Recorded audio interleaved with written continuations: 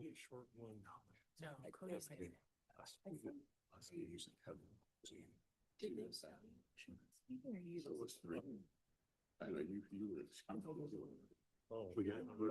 is your last name. I feel bad about that.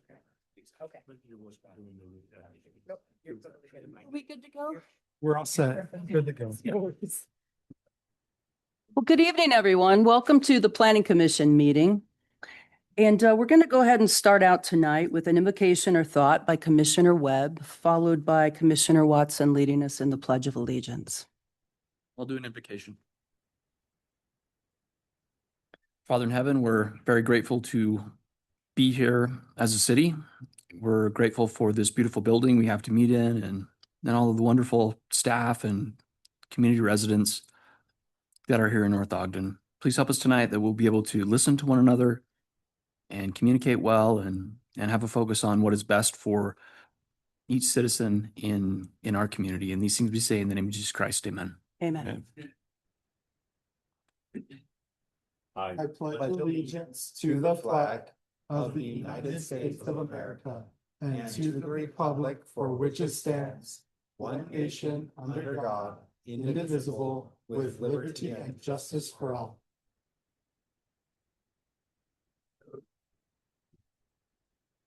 Well, thank you. We've got all of the commissioners with us tonight, except for Commissioner Bailey, who is excused. And first, we're going to start out with consideration and action to approve the November 5th, the November 19th, and the December 3rd Planning Commission meeting minutes. Did everyone have a chance to take a look at those? I did. I motion to approve those minutes from November 5th, November 19th, and December 3rd. I'll second that. Okay, we have a motion and a second. All in favor? Aye. Any opposed? Okay. So that's passed unanimously. Any ex parte communications or conflict of interest to disclose tonight? All right, let's move along. We're going to start with administrative items, but before we start, because we have so many members of the community here tonight, I'd like to just kind of review the public comments during meetings guidelines. Time is made available for anyone in the audience to address the commission concerning matters pertaining to city business. Citizens will be asked to limit their remarks or questions to 5 minutes each. Any materials that are displayed or referenced, such as pictures or written materials, are part of the record and must be left with the commission. Speakers are required to have signed in at the door and will state their name and the city they reside in before beginning their remarks. If you agree with the previous speaker, state your agreement to avoid repetitious remarks. Speakers shall address the commission from the podium or microphone and shall address all comments to the Planning Commission. Do we have anybody online? Ryan? We do have 2 attendees. Okay. At this time, we'd like to ask for if there are any public comments for items that are not on the agenda tonight. You will have an opportunity when we discuss the particular agenda item to make comments. Sir? Yeah. Could you? I didn't get a paper. I just. Some out there. Oh. Oh, did they?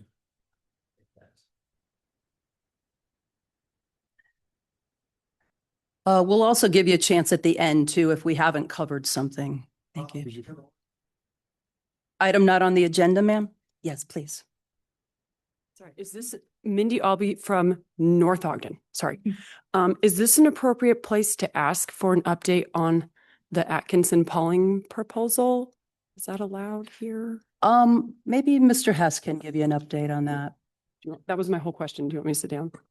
So the annexation process is run by our city recorder department. And I don't know, I believe that's scheduled right now for January 13th, but it could be January 27th. So that would be either the first or second formal meeting of the city council after the first of the year. Thank you. So the first administrative item that we have tonight is consideration and action regarding an administrative application The site plan approval for the Sherwin-Williams Paint Store located at approximately 2155 North, 400 East. And the presenter tonight is Scott Hess, Community and Economic Development Director. Thank you, Chair. So we'll start tonight with an administrative item. As a reminder, just on process, administrative items are where we are administering Title 11 Land Use Code and other city public works standards, but not making recommendations to the city council. So you are the land use authority on administrative items. And as with most administrative items, which would be subdivisions, site plans, major landscaping plans, other, individual items where you're just interpreting and applying the code. There really aren't areas where you get to vary from what city code says. So with that, we'll run through the staff report. I realize it's a long staff report, but there's several items in the commercial and manufacturing zones, design standards, as well as exterior lighting, trash enclosures, streetscape standards, parking and loading, and landscaping overall. I won't go through each of these comments, but there are a few that are worth noting. So if I don't hit the item, then it's just, it has met the code as is. One thing to look at is the planning commission is not permitted. The planning commission may require front yard setbacks along Washington Boulevard to be as small as 0 feet, which would be like where the cannery building sits in relation to the sidewalk. This building is, if you know where its position is along Washington Boulevard, it's between Rocky Mountain Power Substation and box storage. So the recommendation of the site plan is 20 feet off of the public right of way. And they intend on that east side to put their storm detention basin and some landscaping along that area. And it's not one that staff would recommend having a reduced side yard setback because it isn't an inherently walkable use or bikeable use or kind of a streetscape that we're looking for super pedestrian friendly area. Building height requirements are met. The building entrance requirements is an area in the design standards where the planning commission will need to weigh in. So code requires a building to have a corner entrance on Washington Boulevard or an entrance on Washington Boulevard. This building will have a full glass facade along Washington Boulevard with its main entrance being on the north side towards box storage and the public right-of-way entrance. Again, I think the spirit of the code is upheld in allowing the building to be designed the way that it currently is. I don't think there's a lot of people who will walk to and from a paint store and leave with gallons of paint walking or on their bikes. So it's going to be an automobile-driven use. It's between two uses that basically will never go away. I mean, storage units are a very long-standing use, and that Rocky Mountain Power Substation will be there essentially forever. So staff is recommending that the infill nature of the lot, the type of goods that are sold to provide that flexibility on the door location, and staff feels like the intent of the code, spirit of the code is upheld. Architecturally, the building meets our requirements there. We've got images of the building in the staff report. It meets all of our articulation guidance as well as glazing standards. There is one decorative light pole out on Washington Boulevard already. The trash enclosure location is correct. We've seen a top-down kind of aerial view of it, but we haven't seen the design of the enclosure itself, which are guided by Title 11 Land Use Code.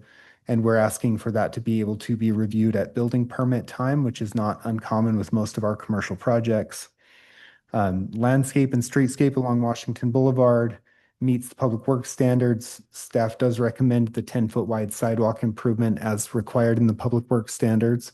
And it will be almost entirely xeriscaping with extremely low water usage due to the culinary water and secondary water availability in this one short stretch of Washington Boulevard. Site plans like this, it's in the commercial downtown area. That's designated as a commercial area in the general plan. This is compliant with the general plan as far as the use goes. No considerations to change that. It just meets the code. So the recommended conditions of approval are to meet the requirements of the technical review committee memo, meet the requirements of the engineering memo. 2 site amenities are to be provided to meet the requirement of 1 for every 50 feet of frontage. Staff recommends these be reviewed and approved with the building permit. And if you remember back to the America First Credit Union, those can be things like a decorative bench or rocks or enhanced landscaping. There's a number of things. We have the concrete North Ogden garbage cans. Like there's a number of things that can be considered those street improvements. And they'll need two of those for the distance that the building has frontage. The trash enclosure design be approved with the building permit and then provide the 10-foot wide sidewalk on Washington Boulevard. So with that, staff recommends approval of the site plan subject to those conditions. And we have Matt McWhirter here to represent Sherwin-Williams, and staff's happy to take any questions. Mr. Gardner. Scott, I have a couple of questions. I know the right-of-way along Washington varies. That 10-foot sidewalk that's going to go in, how is it placed in relation to the curb and the right-of-way? And So in most cases, the right-of-way line is behind the existing curb. And we'll just have to see what the survey comes back when they survey that property, whether the 10-foot sidewalk encroaches into more of the park strip area or sits on the west side of the sidewalk. So as of right now, I'm not totally sure where the surveyed line is on the property. second question, I believe they do not have secondary water. So what is the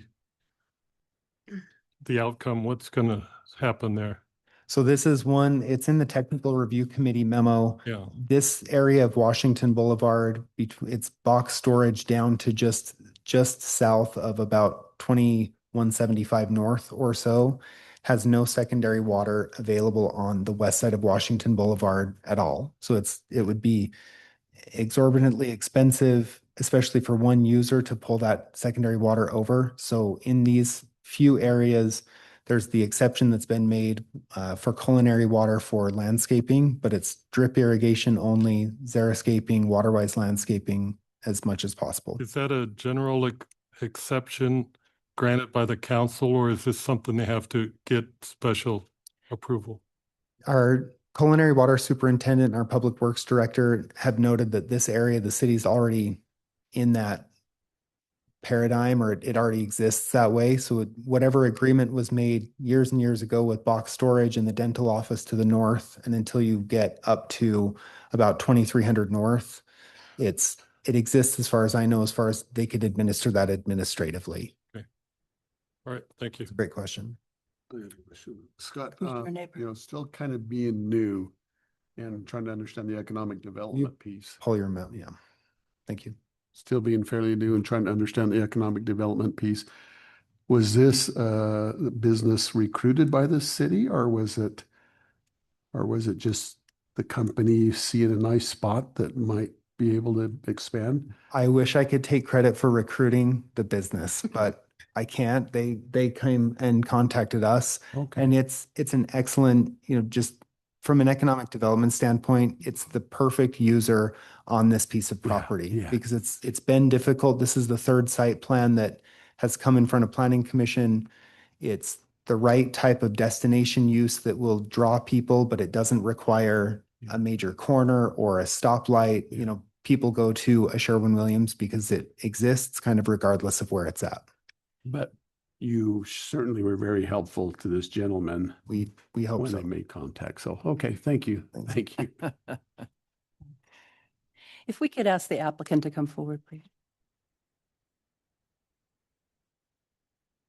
Your names. Matt McWhirter. Thanks. Does anybody have any questions for the applicant?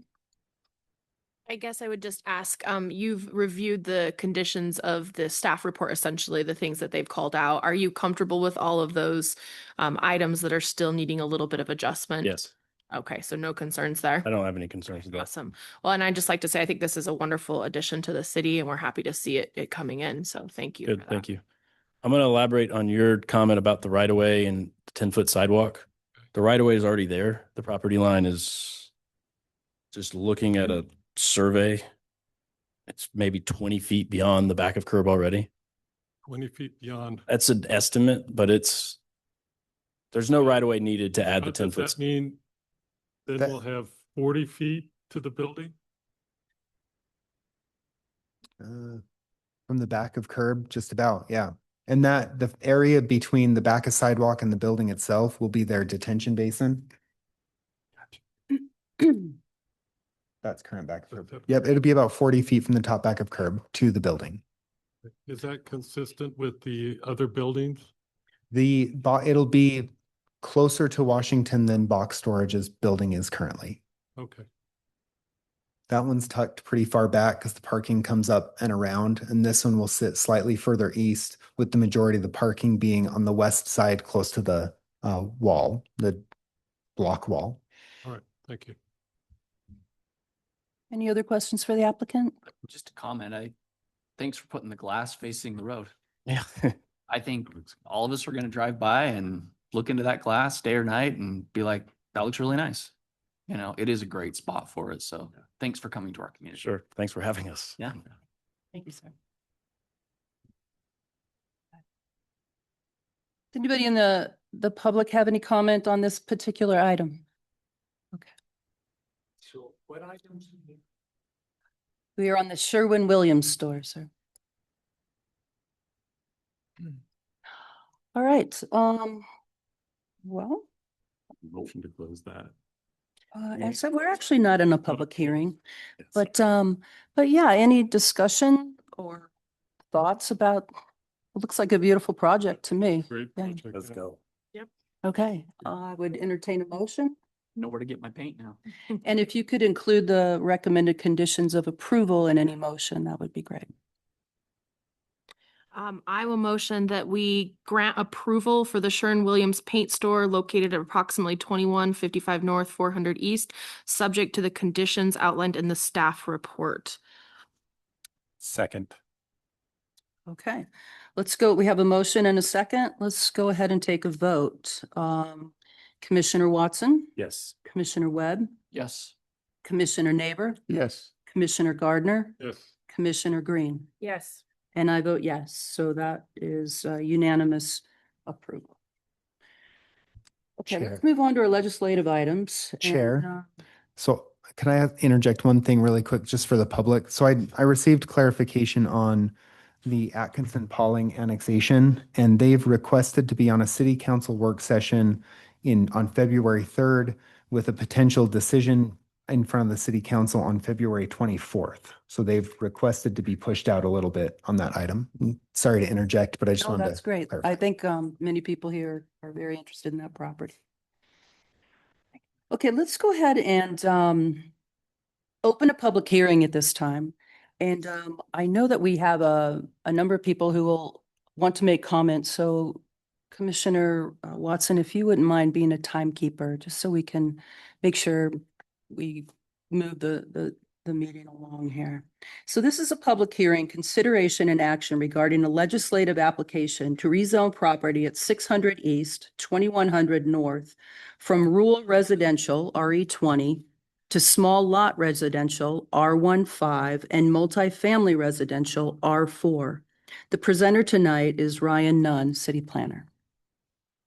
Thank you. You're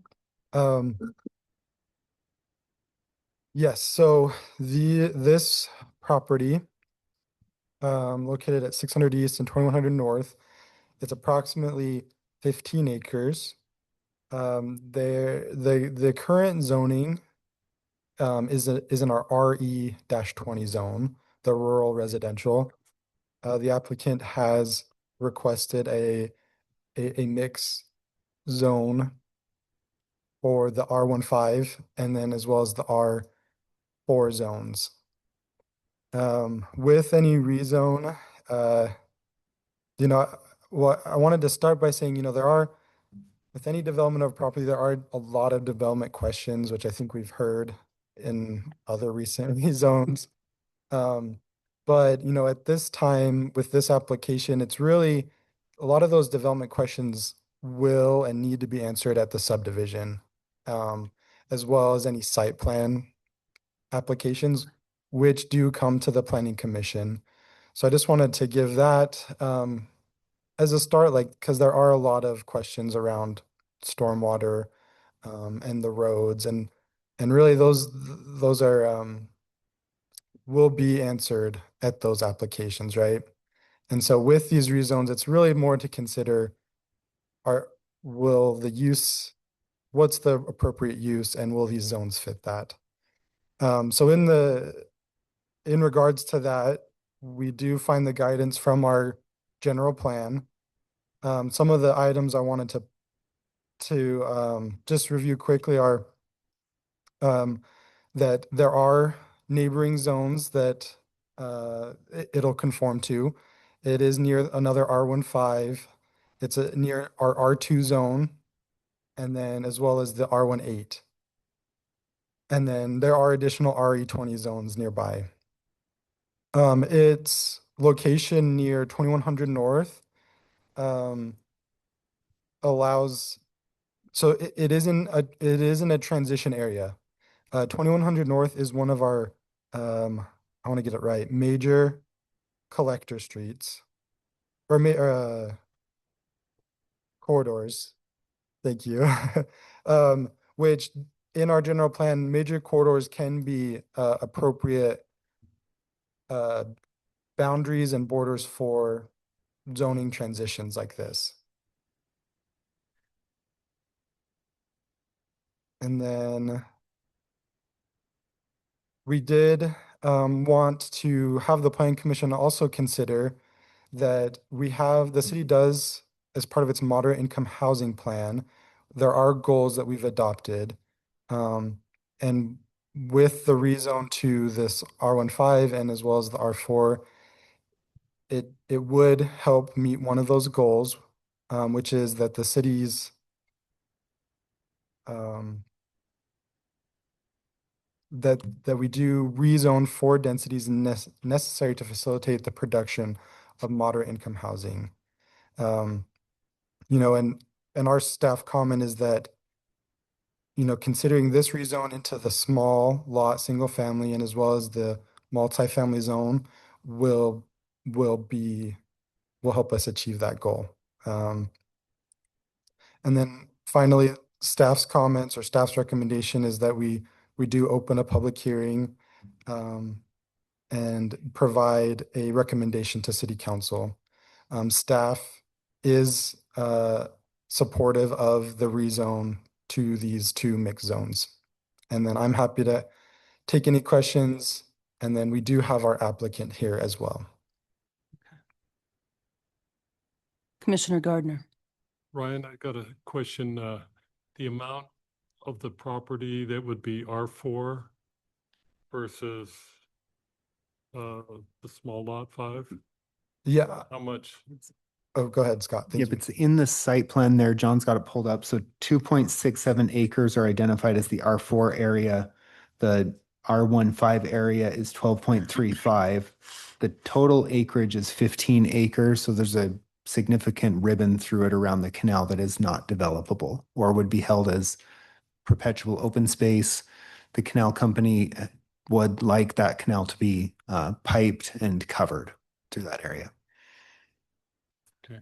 And the R4 is like street D, E, and F Yes. area. Yeah. Correct. And the thing I think Ryan said this, but it's difficult at times to kind of decouple the issues between this is a concept plan. So you're not voting on whether this is what you will get. What you're voting on is 15 acres of the city at 600 north and 600 east and 2100 north, and split zoning 15 acres of it as 2.7 acres of multifamily, the remainder into small lot R15 single family, which is what is the immediately adjacent zone to the west.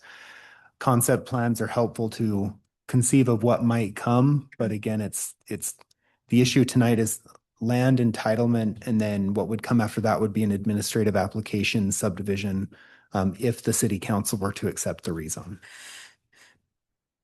In this concept plan, I noticed that it's entirely surrounded by single-family homes, which is quite different than the development proposal we saw in the adjacent property a few weeks back. But I guess the concept plan, is that like townhomes or what is that? I'll let the applicant speak Okay. to it, but I believe it'd be connected townhomes up to the 5 or 6. There's 6 wide at the widest. Okay. Multi. Yeah, well, come on up, sir. We might have a few more questions before we get to. Any other, does anybody have any other questions for Mr. Hess I before we hear do. from? How, in this concept plan, how wide are the lettered streets? So the lettered streets are private streets that would be at least 30 feet wide, and typically on a private street, you have single-sided parking only, with the other side being restricted. Some private streets have a single-sided sidewalk, others have double-sided sidewalk, but an example would be Patriot Point Townhomes, 2100 and West, or the Majestic Views Townhomes, which are just north of the cannery. Those are a smaller private drive. And the way to think about this is you have 103 rooftops. Streets A, C, D, E, and F would be owned and maintained in perpetuity by the homeowners association.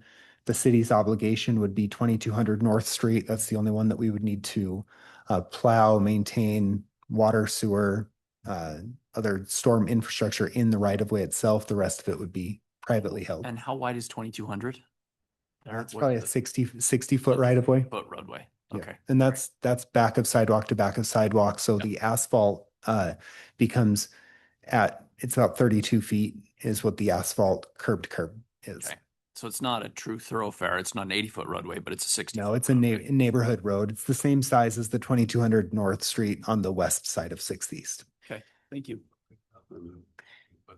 Just another quick clarification, Ryan. So the surrounding properties adjacent are R18 to the east, R18 to the south, R15 to the west, Yeah. and if, R2. if John doesn't mind, I did have that on the staff report, Okay. on the last page, the zoning map, Mhm. and this property highlighted. Okay. So that can help. Yeah, I think that will help for clarification. And R2 to the north. Correct. All right, thank you. Yes. Any other questions before we hear from the applicant? Welcome, sir. Thank you. My name is Chris Cave. I'm from Reven Associates. I'm representing the developer. Our office is in Riverdale. I live in Pleasant View. So yes, the center portion of the development, that street D, E, and F are townhomes. The reason the townhomes are incorporated in is to meet your moderate income housing goal. It was our intent, it was the purpose to insulate those with lots around the outside, just to give a buffer for the residents. And so there would be residents up against residents instead of having townhomes on the roadway.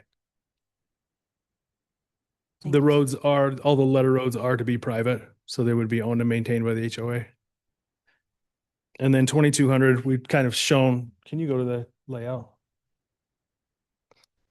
Thanks, John. We've just shown the potential connection to 2175 North.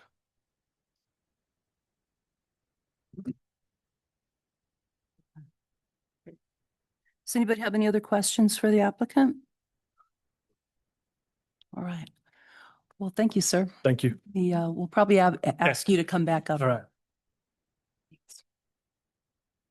Well, we have opened a public meeting on this, and so we welcome members of the public to make comment. Please, come on up, sir. And Commissioner Watson, if you could be the timekeeper. I'll be the time guy. Thanks. Hello, sir. Name and city? John Telly, North Ogden. I live at 1900 North, 925 East. We haven't had a lot of time to coordinate our thoughts, so if I say anything wrong, please feel free to come up and correct me. I won't be offended. My main concern is child safety and child education. As I understand it from parents, Green Acres School, which is the one that's just south of the development, is not allowing parents to bring their children there. They're turning parents down. I believe that any development such as this one needs to have a section in the application where the school system, the school district itself, signs off on the development and says where the kids are going to school and how they're going to get there. Otherwise, the development cannot go forward. These schools are packed. As I understand it, teachers, the classrooms are overcrowded. And we need to make, these kids are the pawns in the game. We need to make sure they're cared for. Secondly is child safety. This development is all buildings and streets. There is no playground or bike path. And the streets are narrow, and there are some corridors nearby, like 2100. I believe any development such as this one should have a local playground so the kids can come out the back door onto the playground without having to cross any busy streets. And a bike path, maybe minimum path length of 1/8 of a mile, hopefully 1/4 of a mile or bigger, integrated with the development so the kids can ride their bikes and their scooters. And walking path, there is the park. Orton Park is to the south across 2100, which is going to be busy. And therefore, and that park does have a nice bike path and park, but it's not applicable really to this development. And I think any development going forward needs to have, when it's high density like this, when you're talking, what, 100 and some rooftops,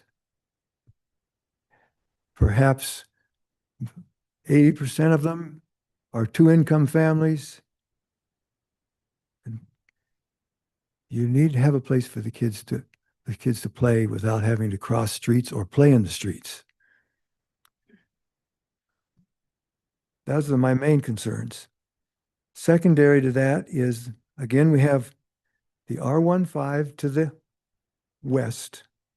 To the east is really RE20. It's undeveloped.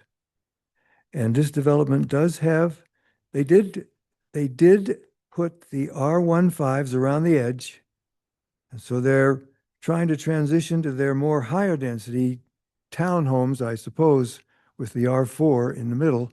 But those townhomes run right up to the eastern edge of the property, which is undeveloped. That other property is not, we have no development there yet. And so we don't know what's going to happen there.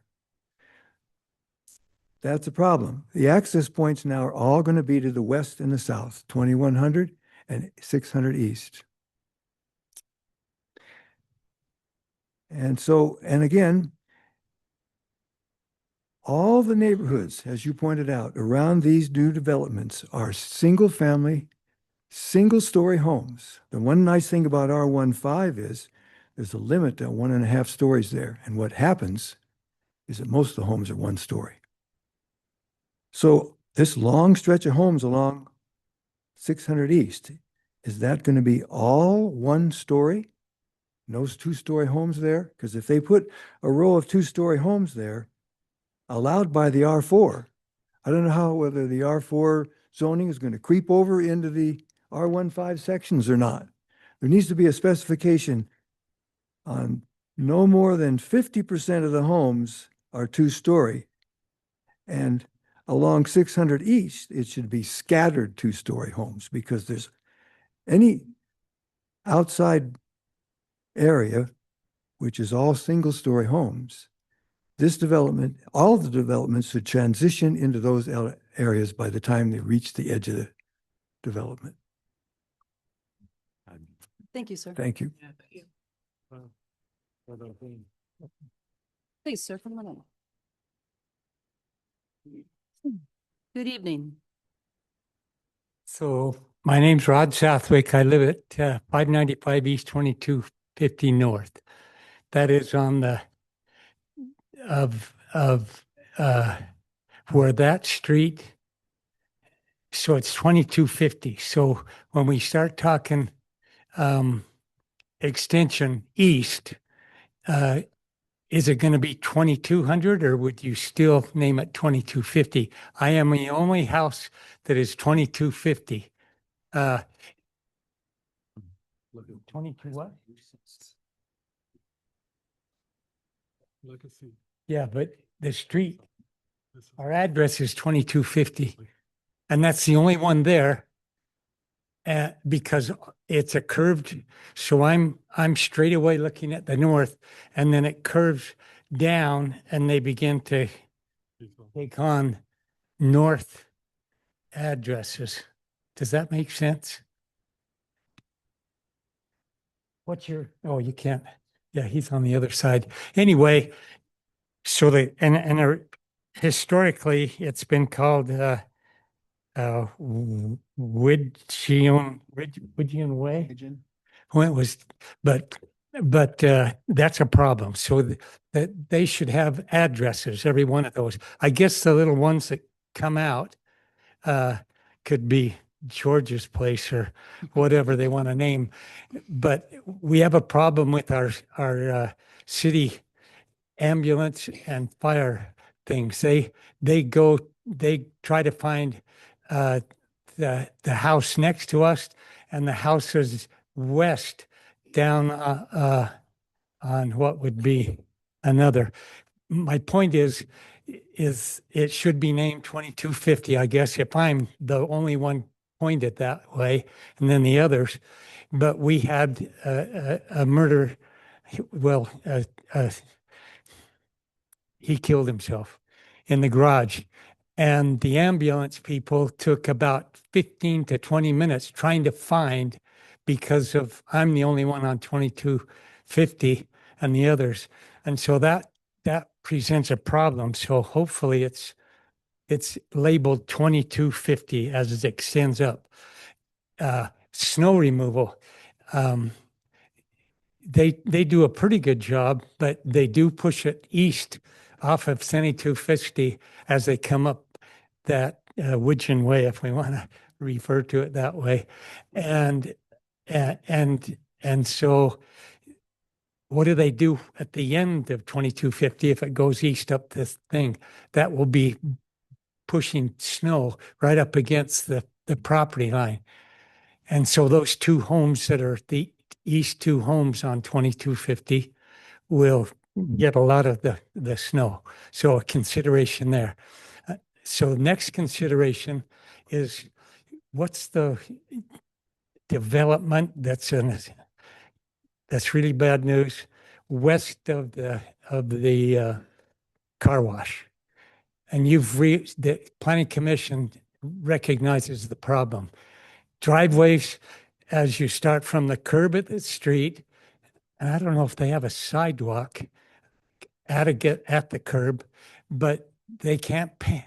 The home should be at least 30 feet in, so that people can park on the driveway and not have their back end hanging out over the sidewalk. So that is really, really important, and I'll tell you why in a sec.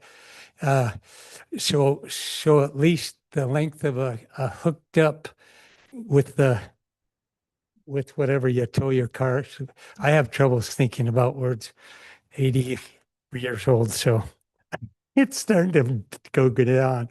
So anyway, that you had a major problem on that development, something point or whatever it's called, and the people were parking on the street, and then these people are parking with their butt end on the sidewalk, and now you've put up no parking on the street. So take that as a major error in the planning, letting the length of the parking on their property, and then the garage, and then sidewalk having clearance of the hitches. So next thing is that 600 walks dogs. It's time. That's it. I appreciate you. Can I take my hat off and come up again? This is for you guys. There is major traffic of dog walkers, kids walkers, and everything along 600. They don't go on our side, they go on that side, even though it's gravel. And so that's got to be a consideration.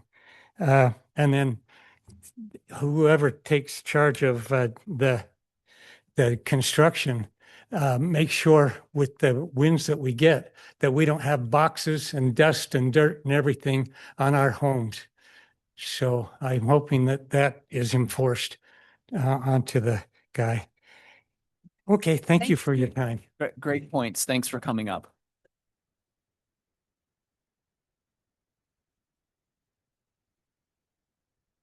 Hello. Hi, my name's Pam Smith. I live on 2200, 579 East. So that 2200 street will come on my street. And we're old. We don't like traffic on our street. I will keep my comments short and concise. First off, usually affordable housing means it's code for government subsidized. Is that going to be government subsidized? It will not. Do you have that in writing? Do I have your word? Yeah, the city doesn't have any funds, and we haven't seen this as a low-income housing Mhm. project, a LIHTC Okay. funded project. Okay. So Okay, because my experience with R4 is it's usually good for about 2 to 3 years. And then after that, it just is shot to you know what. And I can cite numerous examples around Ogden City. Lauren is aware of quite a few of them. So the next thing is there's no R1, R4 in that near vicinity. The nearest R4 is clear down just up from Washington. So there's no R4 to abut that property. And then lastly, will they develop the street on 600 East and add sidewalks?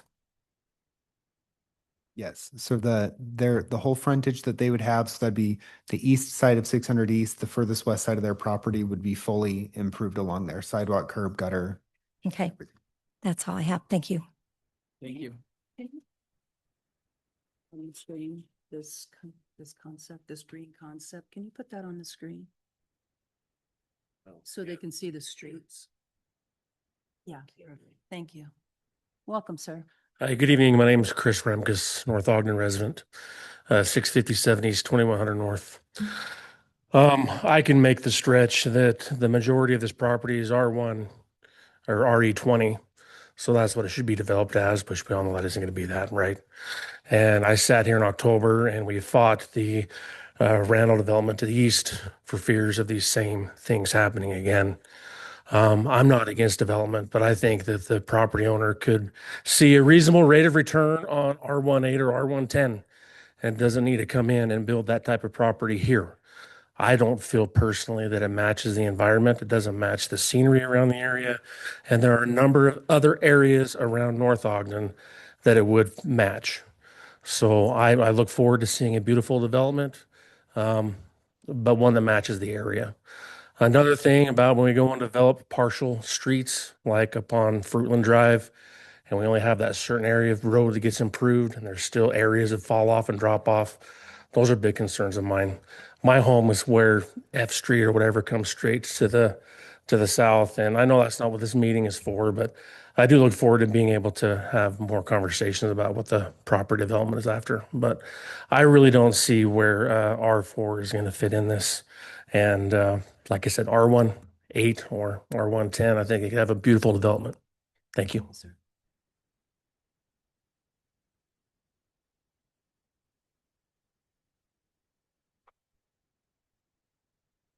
Good evening, Kevin Burns, North Ogden resident. I'm wondering if we can get an explanation as to how the city's moderate income housing plan would be negatively impacted without these townhomes, as the applicant stated. Negatively impacted? Yeah, I said we needed to have these townhomes so that the city could meet their moderate income housing requirements. Is with these townhomes, how does that? So the city's required to put a moderate income housing plan together based on Utah State Code. One of the items, there's a menu of items that the state legislature has provided, and one of the items that we've adopted is rezone for densities that make moderate income or moderate affordable housing possible, essentially. So that's townhomes are one way to do that. Smaller lot, single family is one way to do that, but there's no guarantee that these would come out and be affordable. And then the state has also not identified specifically what affordable means. Typically, it's 125% or 120%, sorry, of the area median income.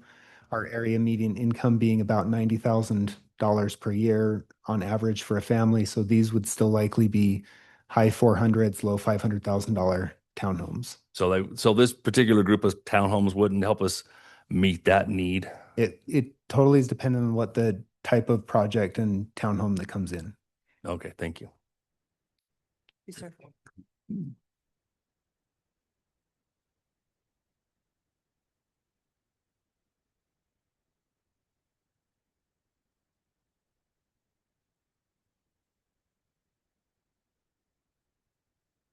Brent Call, resident of North Ogden on 2100 North. And here we go again. I could almost bring up the November 5th Planning Commission recording and push replay. As with previous Randall proposal addressed in that meeting, I find myself in disagreement with the staff recommendations to approve the rezone, specifically that it is consistent with the general plan. I would like to address why I disagree. As a guideline, the staff report states that all zoning requests should first be evaluated for their compliance with the general plan.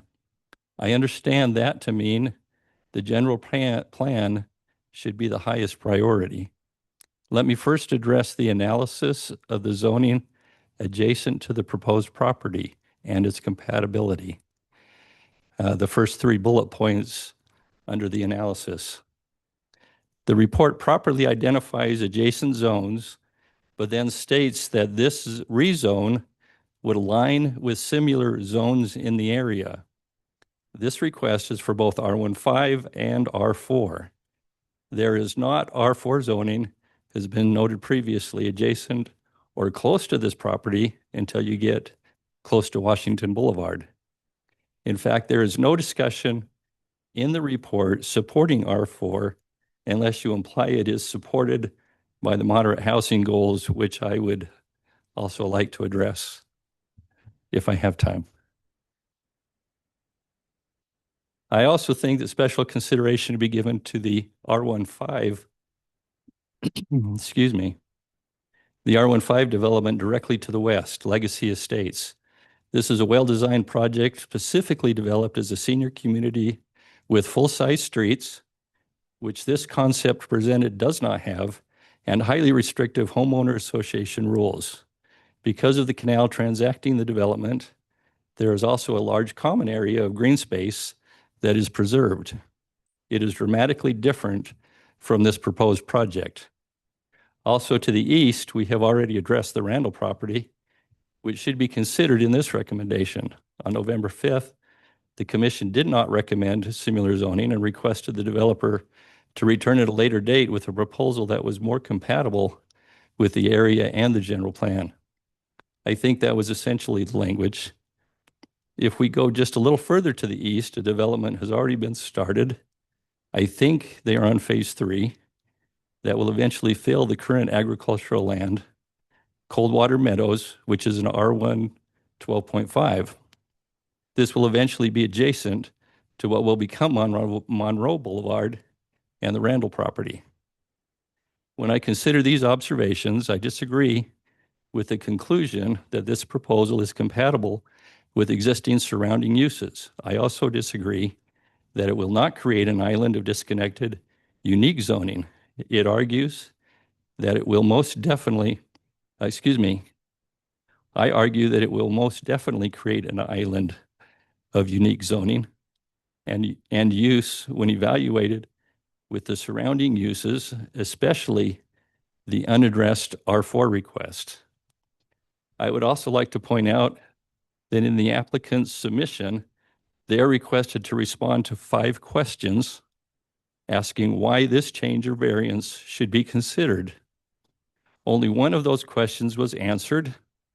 The applicant states that the R4 blends into existing mixed commercial and residential uses along 2100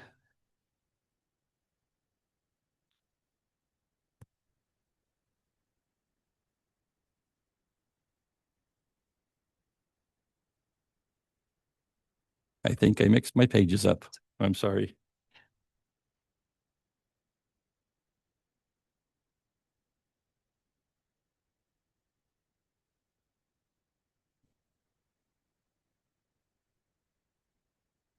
apologize.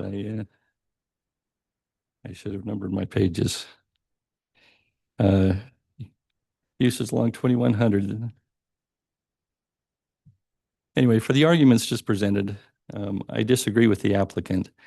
The applicant also argues it will be built with immediate access to Monroe Boulevard, a major collector, and 2100 North, a collector, as a good reason for mixed use. It will be another 30 years before Monroe becomes a major collector, if ever. And 2100 is not even listed in the general plan as a collector yet. This is a pipe dream argument. Bring the proposal back in 30 years, and it might be valid. Thank you, sir. Thank you.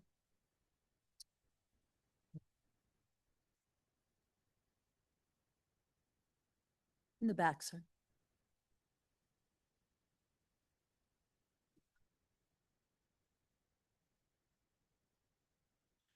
I'm Cody Murray. I live at 2071 North, 850 East, just up 2100 around the corner from where this is being proposed.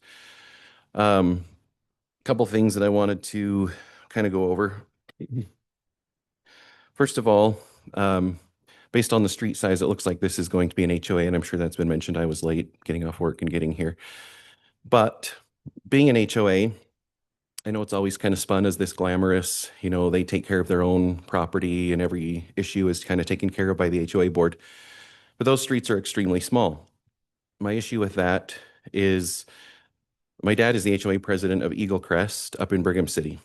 And he sees a lot of things and gets frustrated over a lot of things being an HOA. I questioned why he moved to an HOA, but it's nice for him because snow removal is taken care of, sidewalks are cleared, and lawn work is done.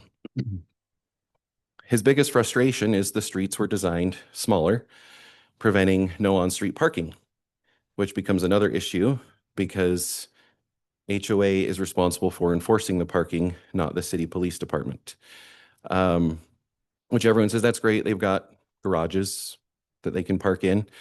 But in my dad's HOA, as many homeowners probably struggle with, we collect junk and our garages fill up. 2-car garage becomes a 1-car garage, if that, or a minor shed. So cars are still parked in the driveway and on the street. And so it becomes an issue for parking for snow removal. And I wanted to verify this. And so I called North Ogden City Police Department a couple weeks ago, and they confirmed my thought process there with what my dad has talked about.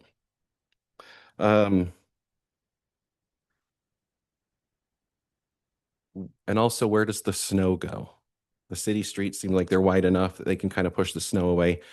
This does not allow, in my opinion, enough spots for snow removal. Hopefully we get snow that would become an issue. But the biggest thing is the on-street parking. I know in the one proposal for, I think it was the Paul and Atkinson property, they said that they were going to put red paint on there, but red paint means nothing, especially if an HOA can put a sticker on their car saying, you know, nobody can park here, but we all know that they do anyway because the police can't get involved unless they have the car towed, which becomes a lengthier process. Just making sure I'm going over all my notes here. I think developing this property is something that will happen, but I think, as it's been said, we need to have streets that fit the surrounding areas. The HOA to the west has normal sized streets, and I get that making bigger streets cuts down on the profitability of the seller and the developer. But as citizens of North Ogden who have chosen to live here, it's in our best interest to kind of listen to, and I know you guys have been doing a great job to listen to what we have to say and then making a recommendation based on that. And I would hope that this property is no different, that we can, you know, come to an agreement on R18, R110 and zone accordingly and try to stay away from cramming houses in that don't fit the natural zoning that's already been taking place around. Thank you. Thank you.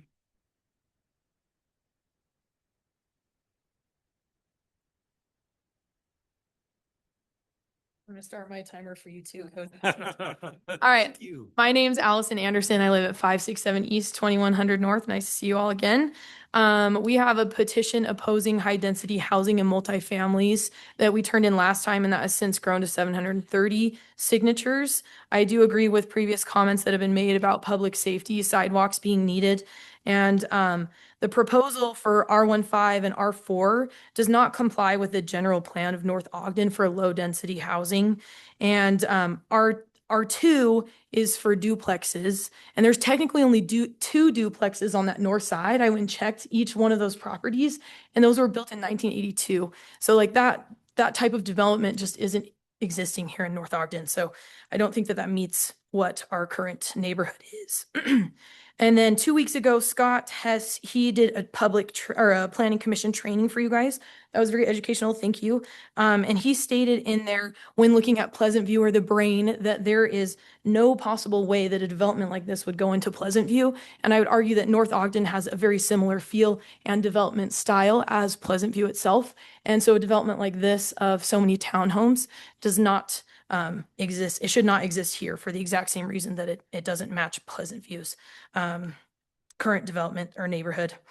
We talked about public safety, so I'll leave that one. And then the other thing that I wanted to go over is the north side of 2100 currently does not have storm drains and gutters. And so all of the flooding that's been mentioned, the reason that happens because there's just a canal there. So if they're developing this property, that'll be great for that property to have that infrastructure. But where does it go for the rest of the neighbors who don't have those storm drains and rain gutters to like take all the water away from their properties?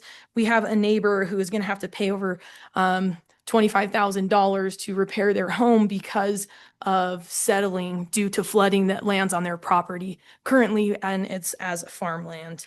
The other thing I wanted to bring up is there are currently 16 townhomes available in North Ogden, and only 31 have been sold over the last 365 days.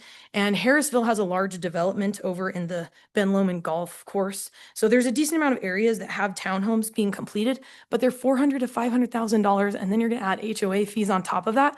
When I was first buying a home, my budget was like $200,000, and that was with two incomes like 13 years ago. I can't imagine how someone can buy this affordable housing on any of these lots currently.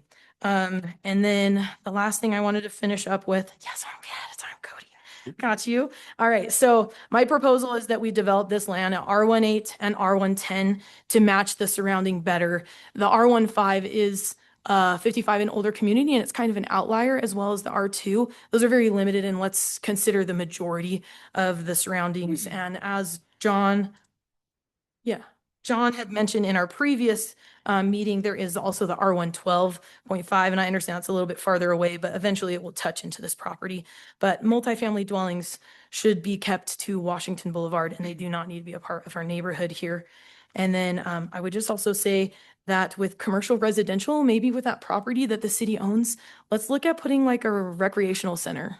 That the closest one is far west and it's not that great. So maybe that can be something that draws people to Monroe in the future. Okay, thank you.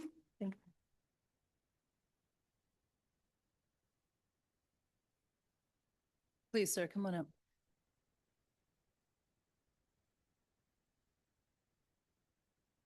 Hello, my name is Kent Williams. I live in North Ogden, directly across the street from this project. Our zoning is R20 and the property is zoned R20, and to the east of us R20, and so that's what's there. Looking at this plat map as a developer myself, that will not work. If you look at, there's no way they can put sewer on any of those homes because sewer will not run uphill, either will storm drain. So this is a concept, I get it, but it's going to look very different if we get the multi-zoning in there. Because we get that through, what's to stop them to just putting the whole thing in multi-zoning? I don't think we need that. And the other problem we have is, I addressed last time, is every time I do a conditional use permit through you guys for hard surfacing, I don't know how you're going to hit any of those numbers. There's not enough green space there to absorb any water because all the roads are not part of that calculation. So I don't know how are we just going to change the rules and 10 years of compliance that I've had to deal with?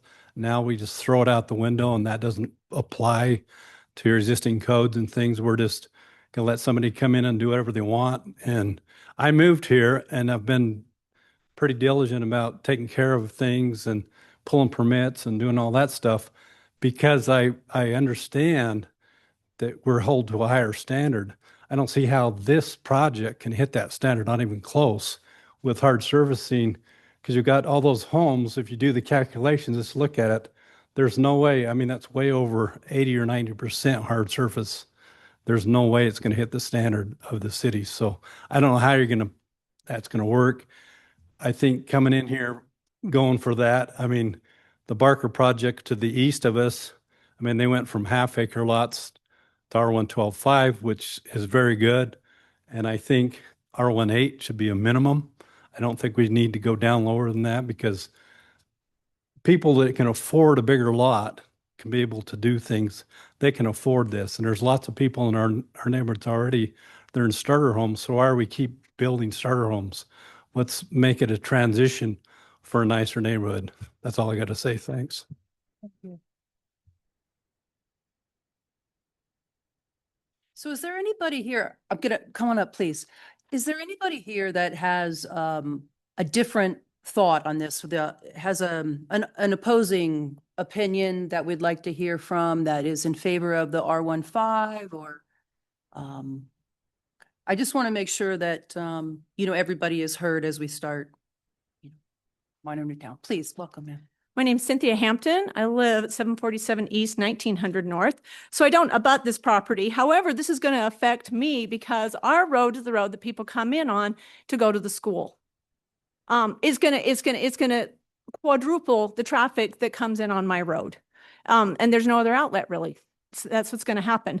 And also there are two plans. I have this plan that's for 119 units, and this plan that's up is 103 units. So what that means is that there's two plans out there. Once the zoning is changed, there's nothing guaranteeing that the 103 unit plan goes into place. They can put in the 119, it doesn't even matter. Once the zoning is changed, they can do whatever they want. I don't understand why we would change the zoning to benefit the developers when we're not even selling, the high density housing isn't selling in North Ogden. Why are we going to put it in here to make it harder on us in our neighborhood, to make it a less pleasant place to live? Why would we do that? Why would we change the zoning to make it a less pleasant place to live? I think that we should consider that. I think it's incredibly important. We've loved living here. It's a great place to raise our kids. It was a super safe place. And I feel like I would hope that we would give that kind of safety to the kids who are coming in now. That's all. Thank you. Thank you. How about one more? And I'm just going to throw this out there and assume that everybody is pretty much in agreement with the comments that have been said tonight, unless there's something substantially different than that we'd like to hear. But I would like to hear from you, ma'am. New points. I'm still Mindy Albee, still from North Ogden. Hello. Sorry, can you say your name again? Mindy Albee, like I'll be home for Christmas. Okay, I agree with the objections that have been made tonight. Also, many comments recently made to the Planning Commission against the adjacent Randall parcel are also applicable to this parcel. Some of them have been mentioned here this evening, but the minutes of those meetings should be part of this record for this meeting because the issues and community feelings are the same. Having said that, I want to compliment the developer for one design element of the proposed project. If I'm not mistaken, the perimeter of the proposed project makes an effort to look like the surrounding neighborhoods while clustering density deep inside the project. This project is still too much for this location, but it seems to put the density in the center of the project. It might create possibilities to improve the project. Speaking only for myself, it might be useful for the developer and the neighborhoods to talk about the plan outside of this meeting and see whether there might be mutually supportable improvements. I do not speak for everyone, but let me identify the issues that I think would most need to be addressed before the Planning Commission could recommend this in favor in favor of this project. First, in its current form, the plan would set a very bad precedent for incompatible densities in other city infill parcels. If this high density door opens without substantial modification to address the neighbors' concerns, other similarly inappropriate projects will flood into this region of our city. Second, and more specifically, the height of these townhouses would tower over surrounding neighborhoods. We've all seen what townhouses with this footprint look like. The project would have a fully urban look from 2100 North and from all directions in the surrounding neighborhood. Imagine several solid blocks of apartments 350 feet long and 3 stories high. Prominent roof lines would be visible for blocks around. Residents in the townhouses would be looking down on the backyards blocks away. This is completely out of character for this part of the city. Something has to be done about the potential height of this project. Third, the inadequate parking and street system sets the city and the neighborhood up for failure. The proposed private streets are the same type of inadequate street system that was recently rejected for the Pauling-Atkinson proposal. They do not comply with city standards. I'm going to speak out of order. How much time do I have? 3 minutes. Okay, because you need to hear the end. It's good, I promise. Okay, we talked about law enforcement, not being able to deal with private streets. I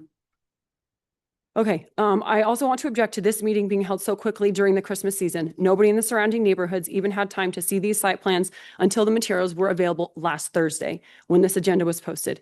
How are we supposed to review and understand the proposal and do any research to get prepared to comment in that short a time, especially during the busiest time of year?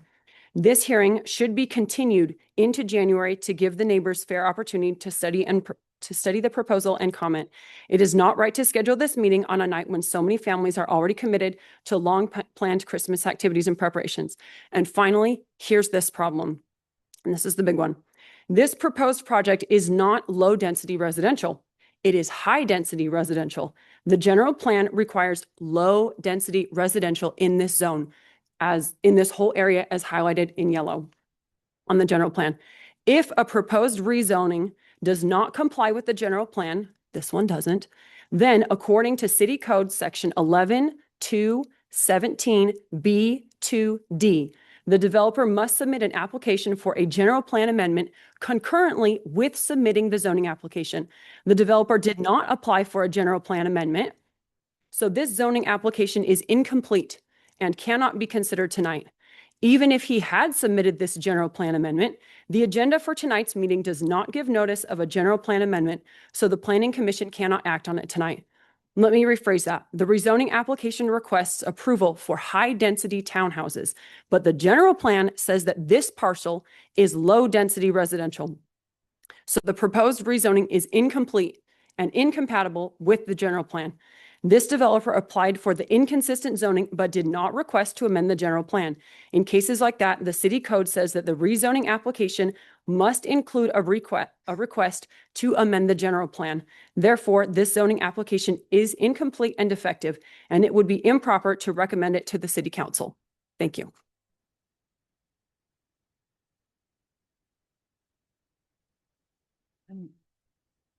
How about one more, and then I would like to hear back from the applicant with a couple of questions. Please, ma'am. Hi, my name's Susan Thompson, and I'm new to your city. We just moved here in the fall. We live at 575, at the top of 575, and we live in a house that's as old as I am, 68. There's no direct access from your main 2300 Street. So people come down or they come around this way, around the back, and then they cut down 575 or 600. Both of those streets are just a bunch of old houses and they don't have sidewalks. They're not in very good shape physically. And then 600, well, what can you say? It's a lot of fun to drive on, but it's not in very good shape. But I heard a lot of people talk who live on the other side, but I live up this way. And the traffic can be daunting, even here, as people swing around behind here from the one way and then get up to 600 or 575. So they can get down to, I guess it's 2100. I just wanted to say that there's other considerations for the way those neighborhoods are built around that beautiful rural field. And I hope that you'll think about those of us who live up this way, not just the people who live down that way. And I just want to say I love living here. I love being in Norfolk. And I want to try to preserve the wonderful character of our city. Thanks. Thank you. Please, sir, one more and then we'll hear from the applicant.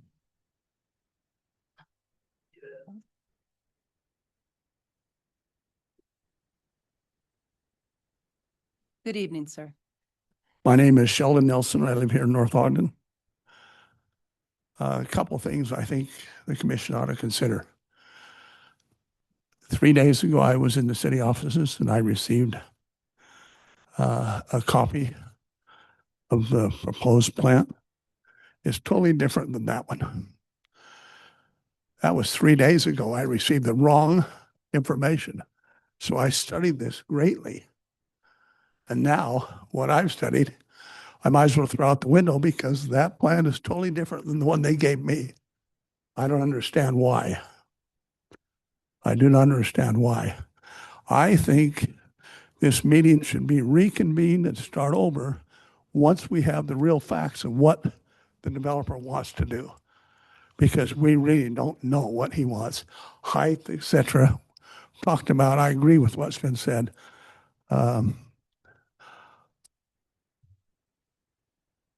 Several of you on the commission have responded to my emails to you, and I appreciate that. Now, I want the commission to understand that we don't know the facts yet. Until we know what the developer really wants to do, height, setbacks, whether some of the driveways are going to come out onto 600 or everything's interior. I don't know any of that anymore. Until we learn that information, this meeting's not been helpful. So I propose that this meeting be reconvened once we know what the plan really is, not the one I was given the other day.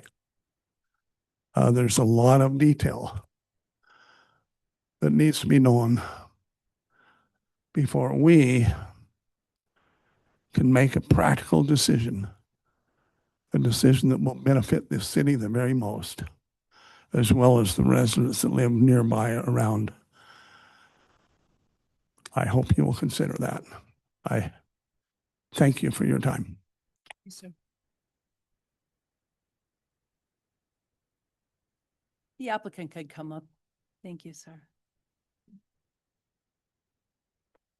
I've got a couple of questions, and I don't know if anybody else does, but Commissioner Nancaro, I'm so sorry. Right in over here. Are you closing public comment or public? Not- comment now? I was just wanted to hear from the applicant, and then maybe we can get a motion to close the public hearing after that. So I know some of the comments were about green space and trails and things like that. And in your conceptual plan, I know along the, it looks to me like along where the canal is, just north of 2200, there's a sizable green space area that's labeled as detention, and also down in the corner as well in the far, I guess it would be just off F Street or in the far, would that be southeast corner? You've got also a fairly sizable green space there as well. Was there a thought along that canal of a trail or? The developers are still working on that Okay. concept of whether or not we're working with the canal company to find out what we can do. Yeah. But it will be open space along the canal, on both sides. The basins are required, to get the stormwater down to 2100. And this may be a question for you or just a clarification or to city, those detention basins, and I do want to just remind everybody, we are only talking about the zone, but just while we clarify with the detention basin, are those locations set or could those move slightly in some direction? They could be moved in some directions, but it works best if if the developer's working with the city on storm drain for 2100 to take it out to solve the issue with the flooding. Okay. So those are the optimal locations for the detention basins. They may not be, I mean, those are numbers that are taken off of conceptual Yeah. calculations through our engineering. And we are So, also, just yeah. to remind everybody, looking at a conceptual plan, but tonight we're really just deciding zoning, but yes, thank you. Yeah, so the storm drain will split on 2200. Thank So you. we'll take it up 600 and out 2100 to get the lower half, but the upper half will go down 600 in a storm drain. Thanks. Did you have any other comments based on the public input? Yeah, just tonight? a couple of things. The low density is defined as 1 to 6 units per acre. The developer is willing to work with the city to get it to the 6 units per acre. The idea behind the townhomes was, number one, they're going to have 60% owner occupancy requirement for the first 5 years. So someone can't come in and just buy a whole row of townhomes or 15 lots and turn them into rental units. The other thing is they're going to do a 30-day priority buying window. That would be for city officials. It would be for school teachers, firemen, police officers, nurses, etc., to give them first option on those affordable housing units. The townhomes, they're going to try to keep those at a minimum of 1,600 square feet, just so they're nice. And I know there was some concern about height. Was there a height limitation on those as well? I'm not sure, Scott, what the height is in R4. So the R4 is 35, which is the same as all other residential zones except for R15, which is 27 feet. Okay. So they haven't come up with a floor plan or a housing for this until we figure out what we're doing. Yeah. The other thing I'd like to bring up is, as far as the zoning, if it is made R4, we'll write a legal description for that. That's the only portion of the development that can be R4. The rest of it would be R15. And if you look at, we submitted a zoning map. Do you have that in the packet? John has this, if you want to share this, and then we have to give this to the commission. Okay. So we received this tonight, but we can Okay. share it if we'd like. So they're in there, it shows, well, I mean, that map shows it, just the amount of R15 to the west. So it's transitioning over to what John Hansen's doing with the R112. Yeah. And then Monroe also going through, there's a lot of cost to this development with Monroe. They're not on the Monroe side, but eventually, right? And then putting in the curb gutter sidewalk on 600 East and 2100 North, and then participating with the storm drain taken out of the way to Washington Boulevard. It's a lot of cost. Yeah. So Yeah, I know. Okay. Any other questions for the applicant? I would like to make a motion that we close the public hearing. Okay, I got one question. Scott told me that the lot that we discussed on the 5th has been done away. State your name, I'm sir. sorry, Paul Merrill, 596 East, 2100. I'm the second house from 6th. Scott informed me that they had canceled their request to develop that property. Is that true? Yes, Cole West pulled their application on the Randall property, which is east of this one that has the potential frontage along, or the frontage along Monroe. Yep, that Okay, application. I just want to get that on the record. Thank you. Thank you. And I do have Okay, that. there is a motion on the table to close the public hearing. Get out of the second. Second. All in favor? Aye. Okay. I'm The developer as well. Is it okay if I just make a quick closing remark on it? actually, no, sir. Thank you. We've closed the public hearing. All right. We had some additional materials to share. Thank you. Well, actually, go ahead and come up because it may be of interest to the members here. as well. Sorry, I didn't mean to be rude, but No, that's because we okay. didn't, we Understood the kind of motion. closed it for everybody else. Totally understand. I think the first, and it's natural, which is why we kind of anticipated this, but the parcel that we're talking about here is very similar to the parcel that was discussed in early November. And it's RE20 now. Both sides are used as ag space, and it's very natural to understand kind of looking at development on one as the same as the other. And I think we did want, we were in the room, we were listening, and we did want to share that we incorporated a lot of the feedback from the public in that meeting. And I think it stands a lot of the feedback here as well. So on the third slide on this, is a little comparison of the two projects. The biggest thing to point out here, the parcels are about the same size.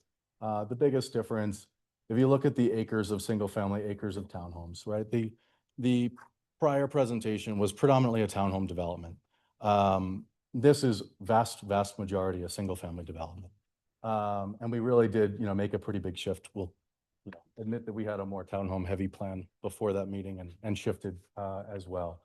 The commercial also, we heard from the public that wasn't of strong interest, and I contemplated that as well.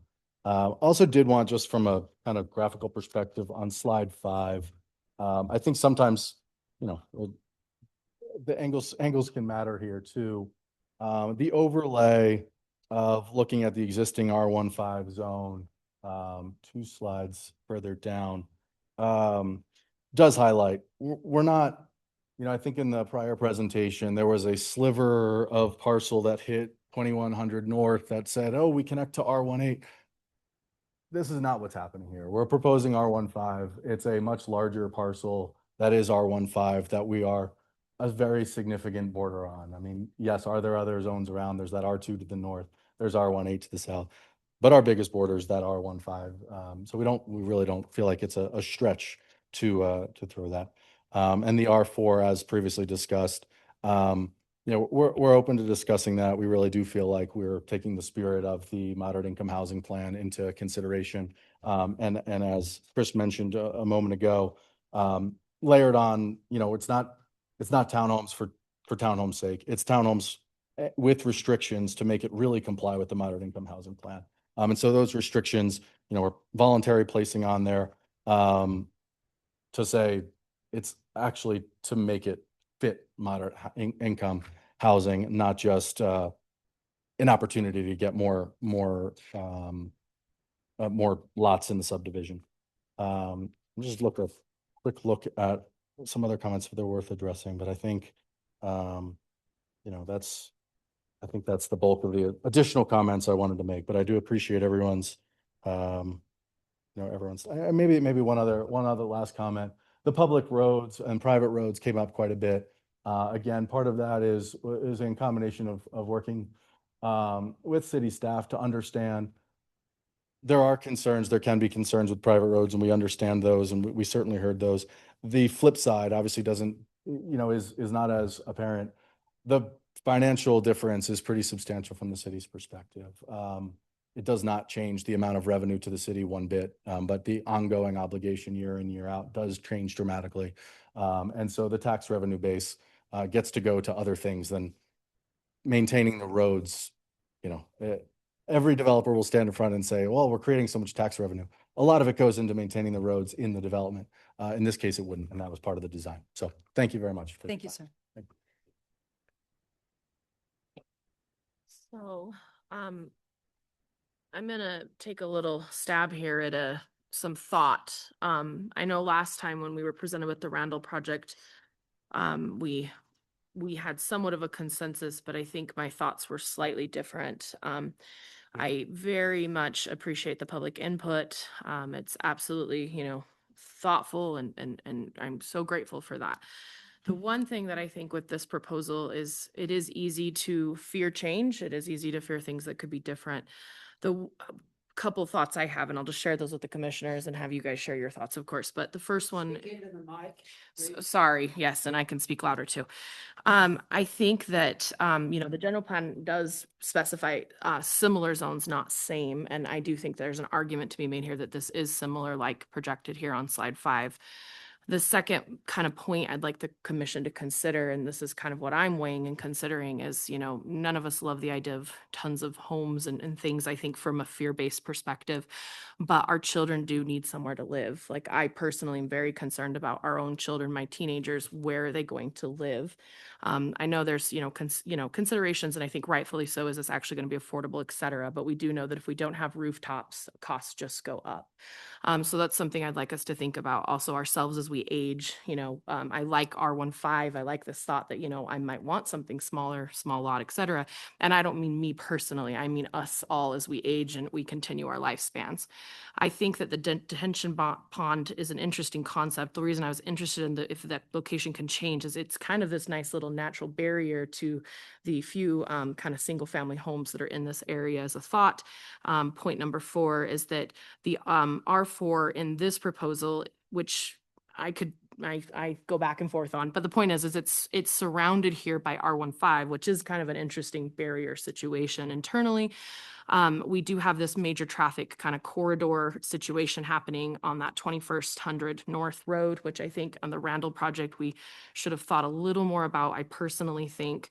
And then I think the sixth and final point I just want to point out as we are grappling with trying to satisfy future population growth, moderate income housing, also our wonderful citizens of North Ogden, is just that successful communities, we've seen a lot of studies that show that we want lifespan housing, mixed development throughout communities.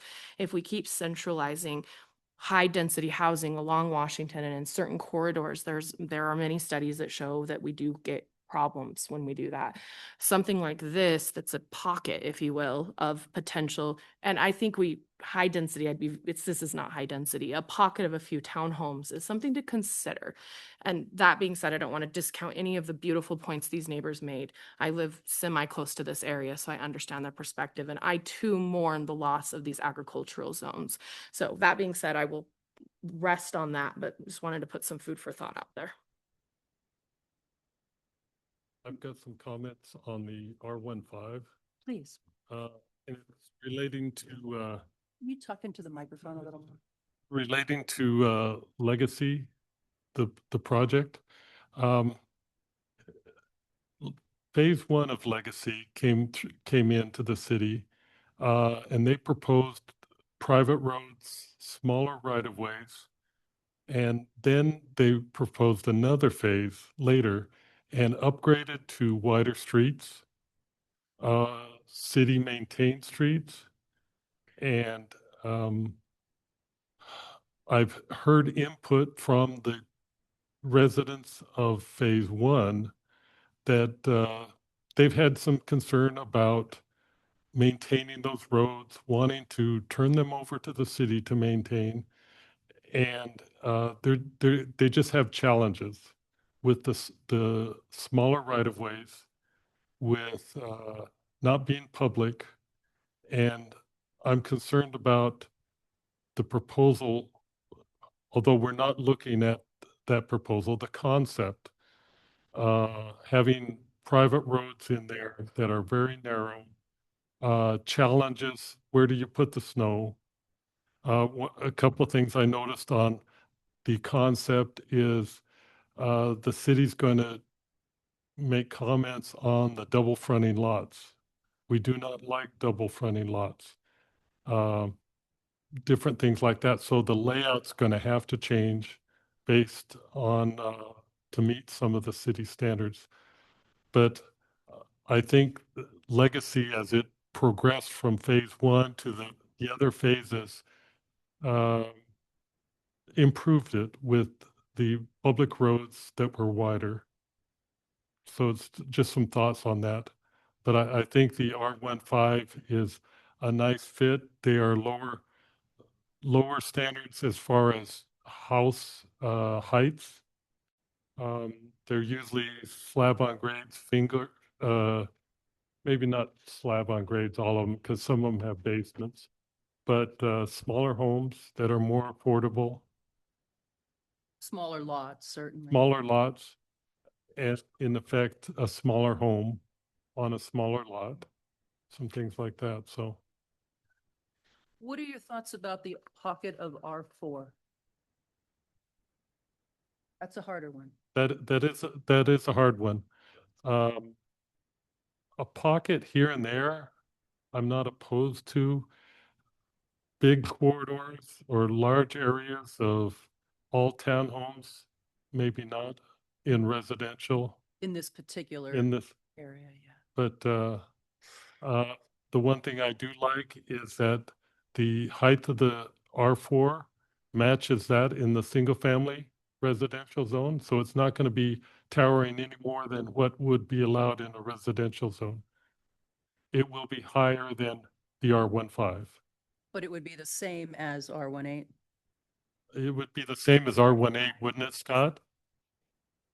Yes. The 35 feet is still, R1, R18, R18, R10, R12 and a half, all the HP zones, those are all 35 foot tall.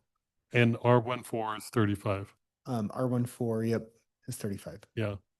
Okay. It's the R15 that's that 27 foot. Yes. Yeah. One limitation. I would agree. I'm not in love with, yeah, sorry. I'm not in love with the private roads, the narrowness of them, but I do understand, number one, so the pro is savings to the city, as far as tax dollars go and maintenance of those roads. The downside is, and that's a big saving. I mean, we got rid of all the flowers on Washington Boulevard because it saved us $35,000. So the city is very, they are very careful about their tax dollars, and I think we need to mirror that. And so those private roads are a blessing and a curse in a lot of senses.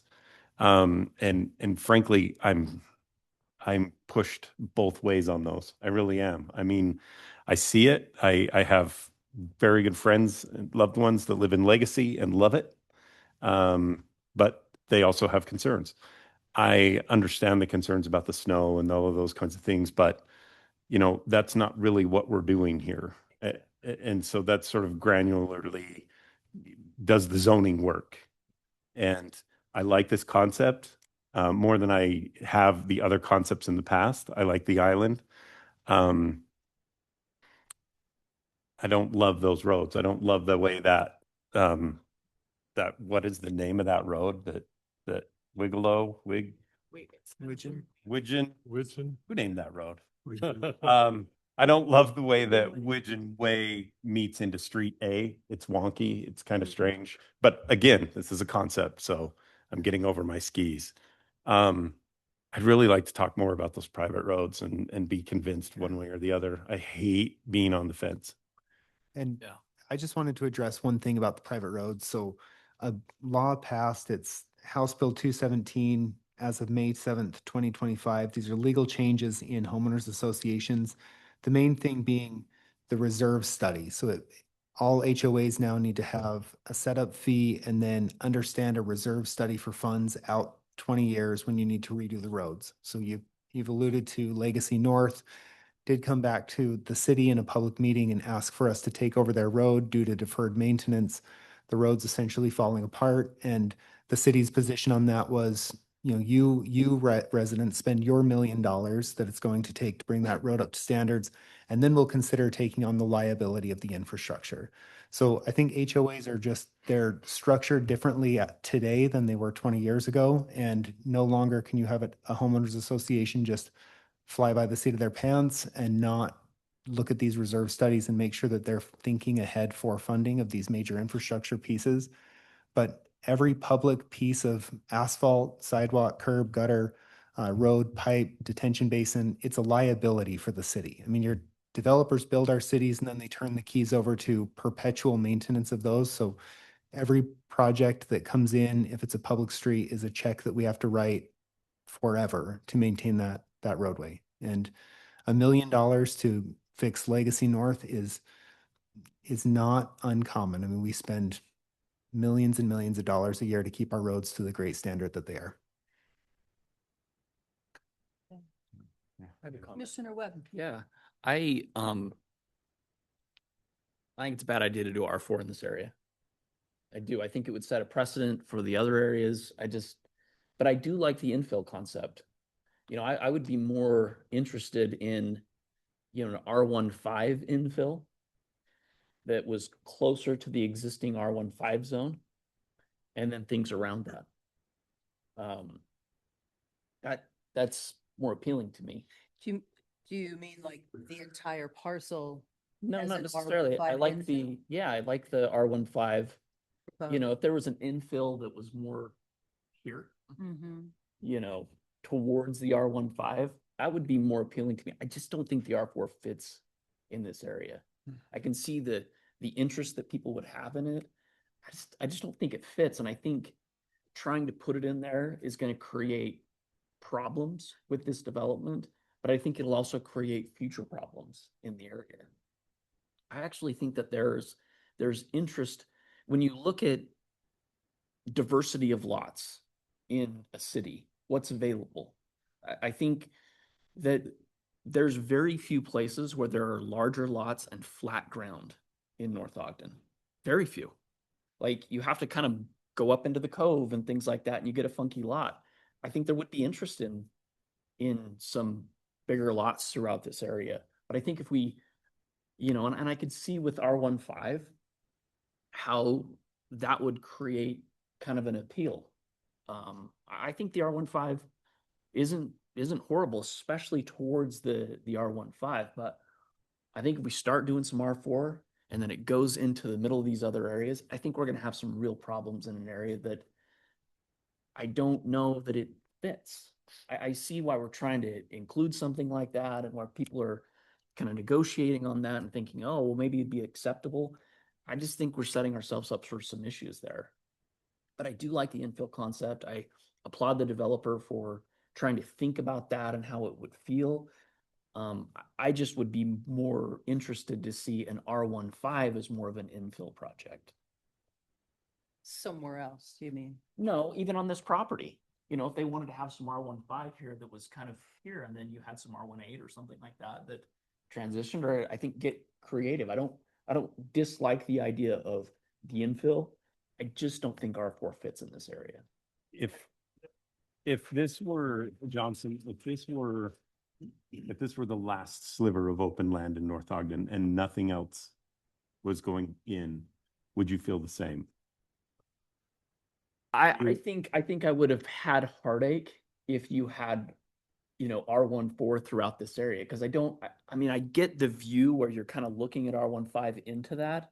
But I think if you did 4 views or 6 views at 360 degrees, I don't think you'd have quite the same perspective.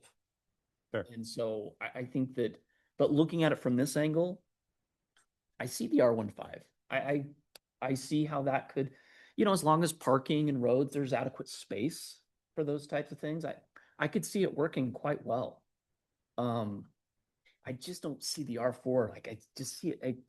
It seems problematic to me. And when you look at R4 or townhouses, sometimes I think we're looking at townhouses that were built 20 years ago in neighborhoods that are 40 years old. And they're very different from townhouses today. And so we're sort of overlapping what we think has happened in the past and worst case scenarios on what's there. So I guess the question is, are all townhouses the same? And if we take that number down, right? Last time we looked at this and there were 80 townhouses and we all agreed very quickly that that was too many. Yeah. This is 42. It's half as many. Yeah. No, the slide that shows those numbers is a very compelling slide. I agree. So in smaller pockets, townhouses become something different than, you know, a big mass production house. I'm not arguing with you here. I'm just trying to figure out I what think we're I at. can answer your question based on what I understand you're saying. Like, yes, I agree that all townhouses aren't created equally. And am I opposed to people having the opportunity for a smaller home here? Tonight, we're talking about zoning. And in the scope of zoning, I don't see R4 fitting into this. Now, would I be fundamentally opposed to R4 if it were placed in a way where there was more open space and set a tone for this whole area that would be a little bit different? I actually wouldn't. I'm not opposed to R4. I'm opposed to how shoehorned if we make if we agree to R4 on a certain percentage of this property, I think that's going to be setting us up for problems. That's what I'm opposed to. What if they were to shift some of the R4 closer to the open space and the detention basins? Maybe modify it somewhat, maybe reduce the number of units and put it so you sort of had a buffer between the other residential and the R4. I don't know. I mean, I'd have to think about that. I like for the whole swath of land, if everybody decided to do that, through areas where there's canal or things like that, and there's some more open space with that, I could potentially see that working out. But I think, again, I think there's appeal for larger lots on flat area. And I think we would be, by creating a zone, by approving a zone as this is the phase that we're in, I think we would be setting the wrong precedent for that. I think that, you know, as I think the developers have gotten creative on this. I think they have definitely heard what the citizens said last go around on this other property, and they're adjusting. I just don't know that, I don't know that they're adjusting far enough. Would you support this proposal if it was R15, and just removing the R14 essentially? Is that what you're basically? No, I'm not saying that. But if it was that way, you'd feel more comfortable. Is that accurate? Sure, but I think that the debate's good. Yeah, Because no, I do I think that, agree. I think that the citizens are here saying their points. And since we're talking creatively about this, and that we have developers that are actually listening and adjusting, that's a good thing. We all need developers. As much as we think that they're the evil people out there doing stuff, we actually need them. Who builds our roads? Developers build the roads. The city doesn't build the roads. The city maintains those roads. Who does some of those things? And to have developers that will listen and make adjustments, that's actually a really valuable thing. Sometimes those people happen to live in your same community and they don't want to piss people off. Sometimes they don't. So But what I'm specifically saying is, I think if we had more R4 going up through this, I think it would be a mistake. okay, gotcha. We haven't heard it all. Commissioner Neighbor, do you have any thoughts you'd want to add? Well, it was interesting comment made by the developer at the end that said his reason for the R4 was to be within the policy, not so much the dollars and cents. That's what I heard him say. So in my mind, I'm thinking, I like the R15 and with the dispersal of the R4s possibly.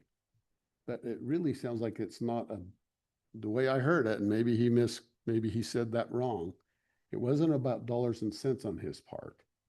It was more to be in line with the designation that then helps us get the $1 million a year. I mean, it was more in line with that, but I'm not so sure with the pricing of these, if it's going to help us anyway. So it was interesting what I heard from him. Yeah, absolutely. Yeah. Well,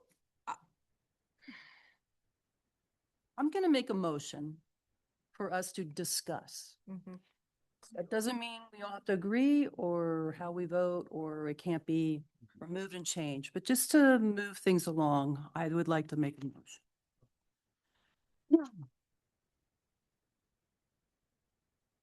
So I would like to make I make a motion that we recommend to the city council that the entirety of this property be rezoned from RE20 rural residential zone to R15 small lot residential. Period. And I say that because I feel that the R15 does abut to another R15, and it still has the feel and character of a single family neighborhood. Now, conceptually, how wide the roads will be and all that kind of stuff, that's something that's a different discussion down the road. Tonight is about a zoning designation and a recommendation to the city council for that. That's my motion. I'm open to other options, but. Is anybody open to less R4? What do you, I'm just asking. Like keep an less R4, but percentage. less percentage. I am based on my prior comments.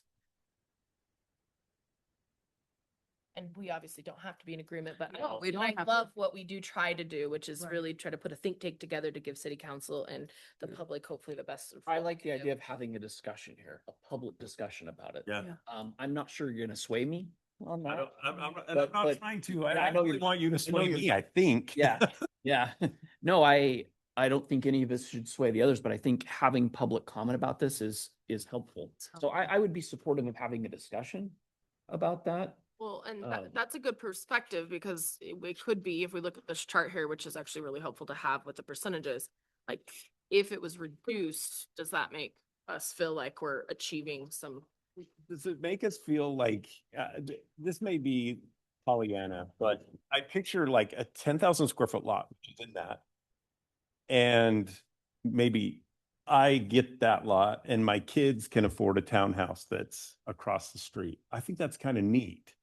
And I think that surrounded by that with less townhouses sort of, I don't know, adds to a little bit of character to the neighborhood. But again, I don't want to be, carried out of here. Are with you- pitchforks. You're on this commission is Yeah.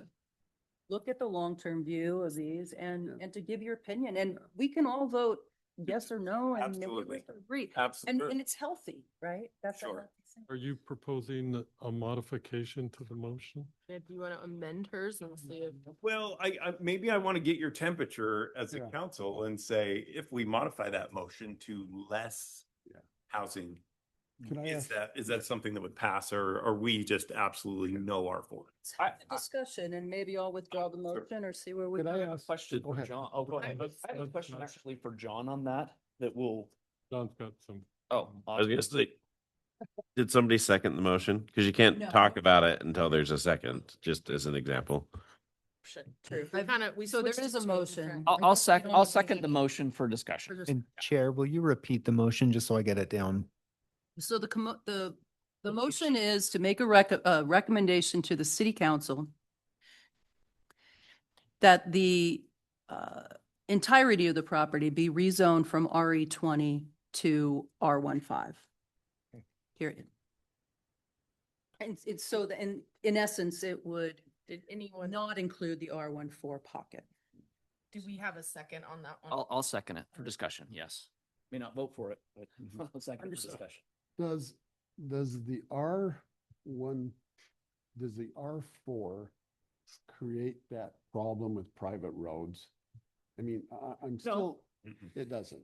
No, I think you can still have full-size roads with, Because those private roads are up in the R15 section. yeah. Yeah, Oh, they're it's not all over. dictated by zone. I mean, they're. It's, I don't think the private road has to necessarily be a small road. It could be a private road, but a little bit bigger. Right. It's just that Is that issue of correct, John? bad parking and. Right. So I have a question for John on this debate. So looking at this map, is there any way that the city has the ability to say, hey, let's add a line here for percentage of green space? Because we're only looking at zoning right now, right? We couldn't say, spread it out a little bit more. So in the legislative process, the city council, with your recommendation could say, we're open to the idea of something smaller than an R18, but here's the things we would want included in a development agreement. And those two things could be passed the same night with a rezone, a development agreement and a rezone, which would say the rezone's going to comply with these things we've agreed upon, which may be open space percentage. The developer mentioned getting closer to that 6 units to the acre is maybe a possibility, and those sort of things can be worked out in a development agreement. Yeah. And so would you recommend that we include that in the recommendation to the city council? If you would like those sorts of things, then yes. With that being said, like, I see the appeal for the R15. I worry a little bit that it's cop out. That it's like, well, we don't have all this stuff. And I think everybody here is interested, including the developer, in getting creative a little bit. Like, I see what people are saying as far as reduced R4. But if that's the case, I mean, I still have issue with the R4 and having it go through those other pieces of property. That gives me real heartache. I have less issue with, the R15, especially if we could figure out a way where some of that green space that's already there might be maximized into green space, and maybe there's a little bit more. Because for the developer to develop a property, it has to pencil, and we all agree that things have gotten a lot more expensive. That being said, I grew up in Green Acres. It's a great neighborhood, and people have maintained an ethos there. And those were starter homes, and they're not necessarily starter homes now, but it is a good transition area. It's great. I would, so anyway.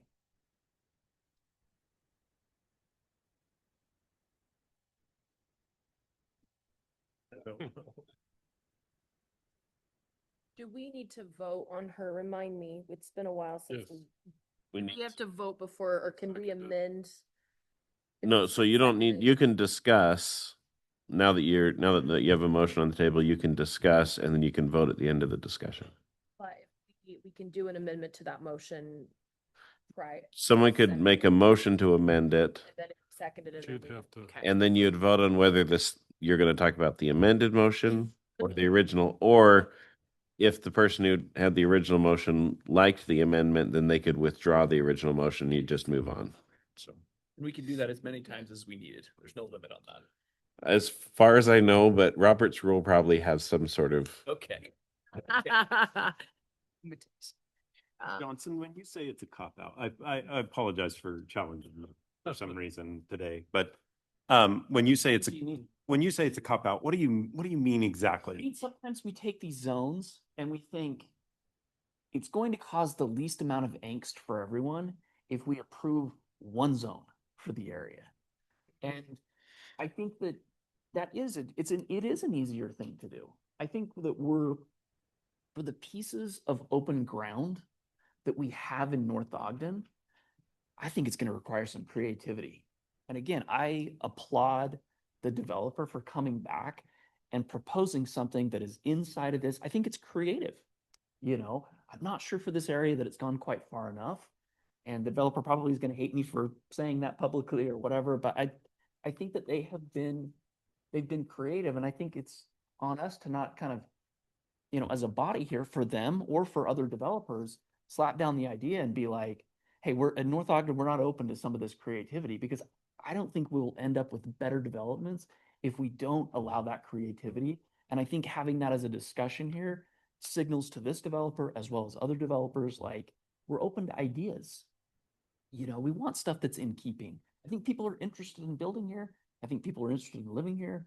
I think we see that we've got a lot of, everything's the same. There's a lot of R110 in North Ogden. And R18, Right. Lots of it. And I think some creativity is probably going to be helpful to get us from A to B. You had said something a little bit ago about, instead of like an R15, R4 mix, perhaps an R18, R15 mix. Yeah. But now we're moving away from affordability, and I don't think that's achievable for a lot of the upcoming generation. When we think of even police, teachers, public servants, housing prices, anytime you're increasing your lot size, you're increasing your home size, we're increasing costs. So personally, I hate the idea of taking the R15 and increasing it to R18 and then putting a sprinkle of R15 in. But again, that's. And one thing the I other did perspective really out. love about the takeaways was that in the spirit of moderate income housing initiatives, that 60% of owner occupancy required for 5 years, and that there would be a 30-day priority buying window for vital workers in our community. Yeah. So I did like that part. And we do have a lot of R18 and R110 in our community, which to your point, like that's It is nice to have a housing mix. Yes. Whether that's senior housing, new families. I just don't think R4 fits this area. That's my bigger issue. I don't have issue with R4. I just think that, and the reality is, are there a lot of other areas in North Ogden for that? There aren't. But there are things happening in surrounding communities where people can live and come to that. And these are things that the state is recommending, but it's not necessarily on North Ogden to take all of that on. We don't have to do that. You know, we have incentives to do it, and we should think about those because we're all taxpayers. If there's not strong feeling about keeping R4 beyond me in terms of, and I'm not, to be clear, I do not have strong feelings about necessarily keeping it. I have strong feelings about us being less resistant to concepts of mixed housing, just to be clear. But if I'm the only one kind of as an outlier, then it might make sense to take a vote on the motion we have on the table. Because what I'm hearing is, you know, R15 is friendly and folks are liking that, which is what our applicant has requested, and it matches an adjacent zone. And I haven't heard anything else being And thrown it out. does meet somewhat affordable housing initiatives. And am I alone on the, because like, I mean, obviously, like, there's no point of me modifying this motion to including the the R4 if, if no one else is You're feeling. actually not alone. I would make a different proposal to that if we're entertaining those ideas. I would say a smaller percentage of R14, a greater percentage of green space, you know, and if the developer wanted to come back and say like, hey, I'd love to have some R10, you know, in there because it fits some of these lots. Like I would be open to any of that. But it would have to have more green space for me to sign off on any R14, and it would need to be less, and those roads need to be big enough. Yeah. I just worry about having more R4 in that area because I don't think it fits. I think you're right. But I do think also I think that does lend itself to a little more green space, the more R4 that's there. It totally does. Right? I mean, in between those buildings. I also believe the developer mentioned that they would look at 6 per acre. Right now, I think they're at, I want to say 18. Did he? No. So the net density is 6.86. Oh, okay. Okay. Thanks. Strike that.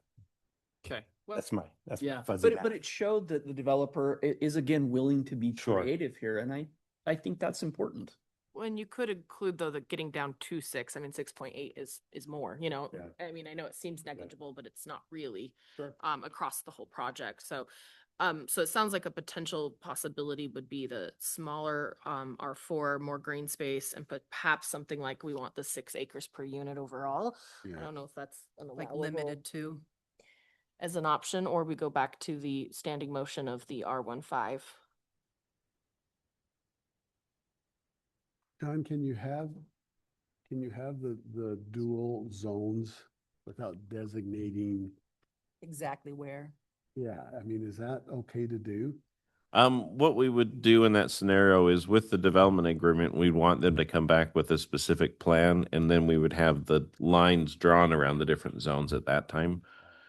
So if the commission wanted to go that direction, then I would recommend you say, you know, this percentage of the project for this zone and this percentage, and then let the developer draw the lines.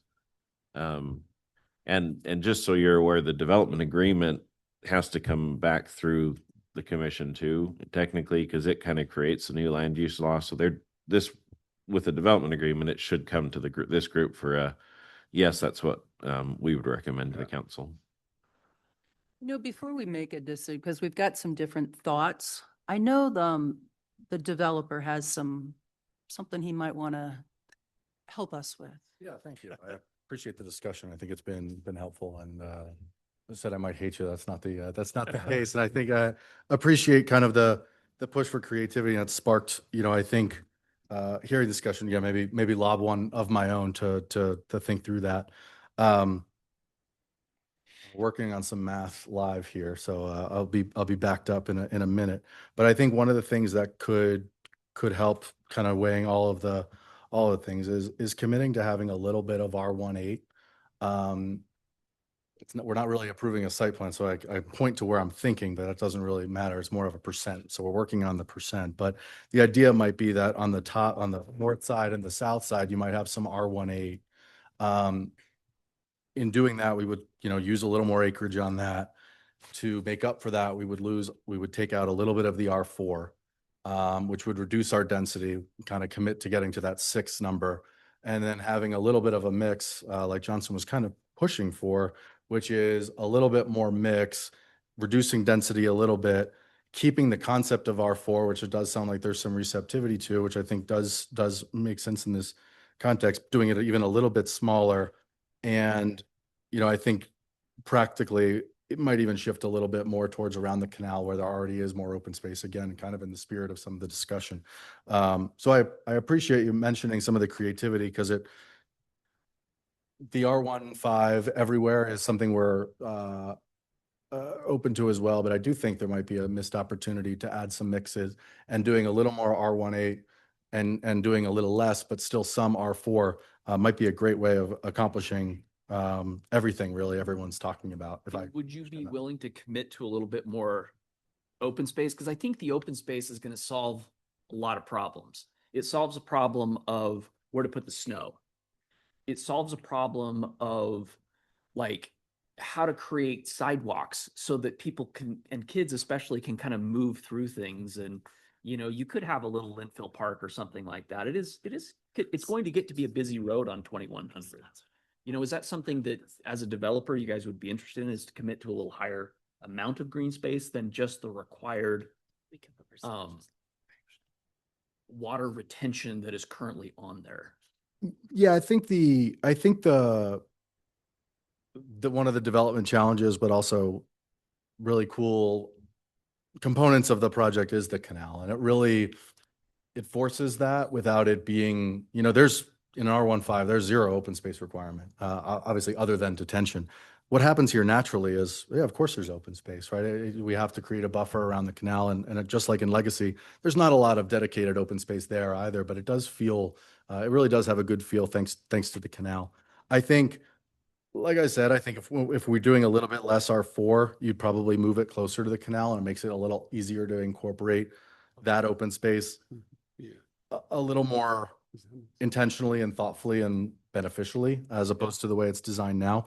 So I, standing right here in front of you, I wouldn't want to say, yes, we commit to X percent without, but I think the reality is, if you add some larger lots, move that R4 a little bit, even if it was the same amount, I think the project would feel like it utilizes open space better. Because you create in the R4 right now, there's open space, but it's kind of small. If you are having the townhomes closer to the canal, it creates a wider area around that more dense housing that I do think will achieve the objective you're looking for.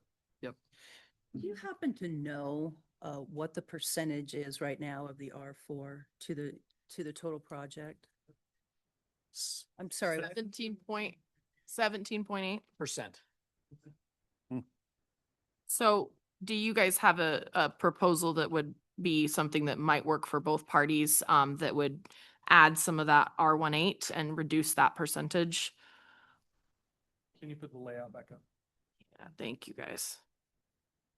So if we looked at north of A Street and then on the north side of 2100, and we did those as R18, that's about 12% would be R18. But right now the R14 or the R4 is 17.8 as it sits right there. And, I'm shooting off the hip, but I want to give you guys something concrete to be able to vote on. R14 is 2.67 acres now.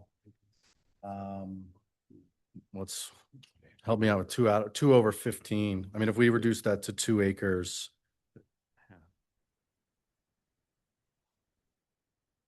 13.3%. I mean, we're happy to commit to that.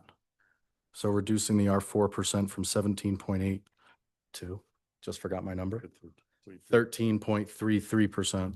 And you could still look at that with limiting the development to 6 units per acre. Yeah. Okay. Is 34 there a detention basin as well? I believe it is, right?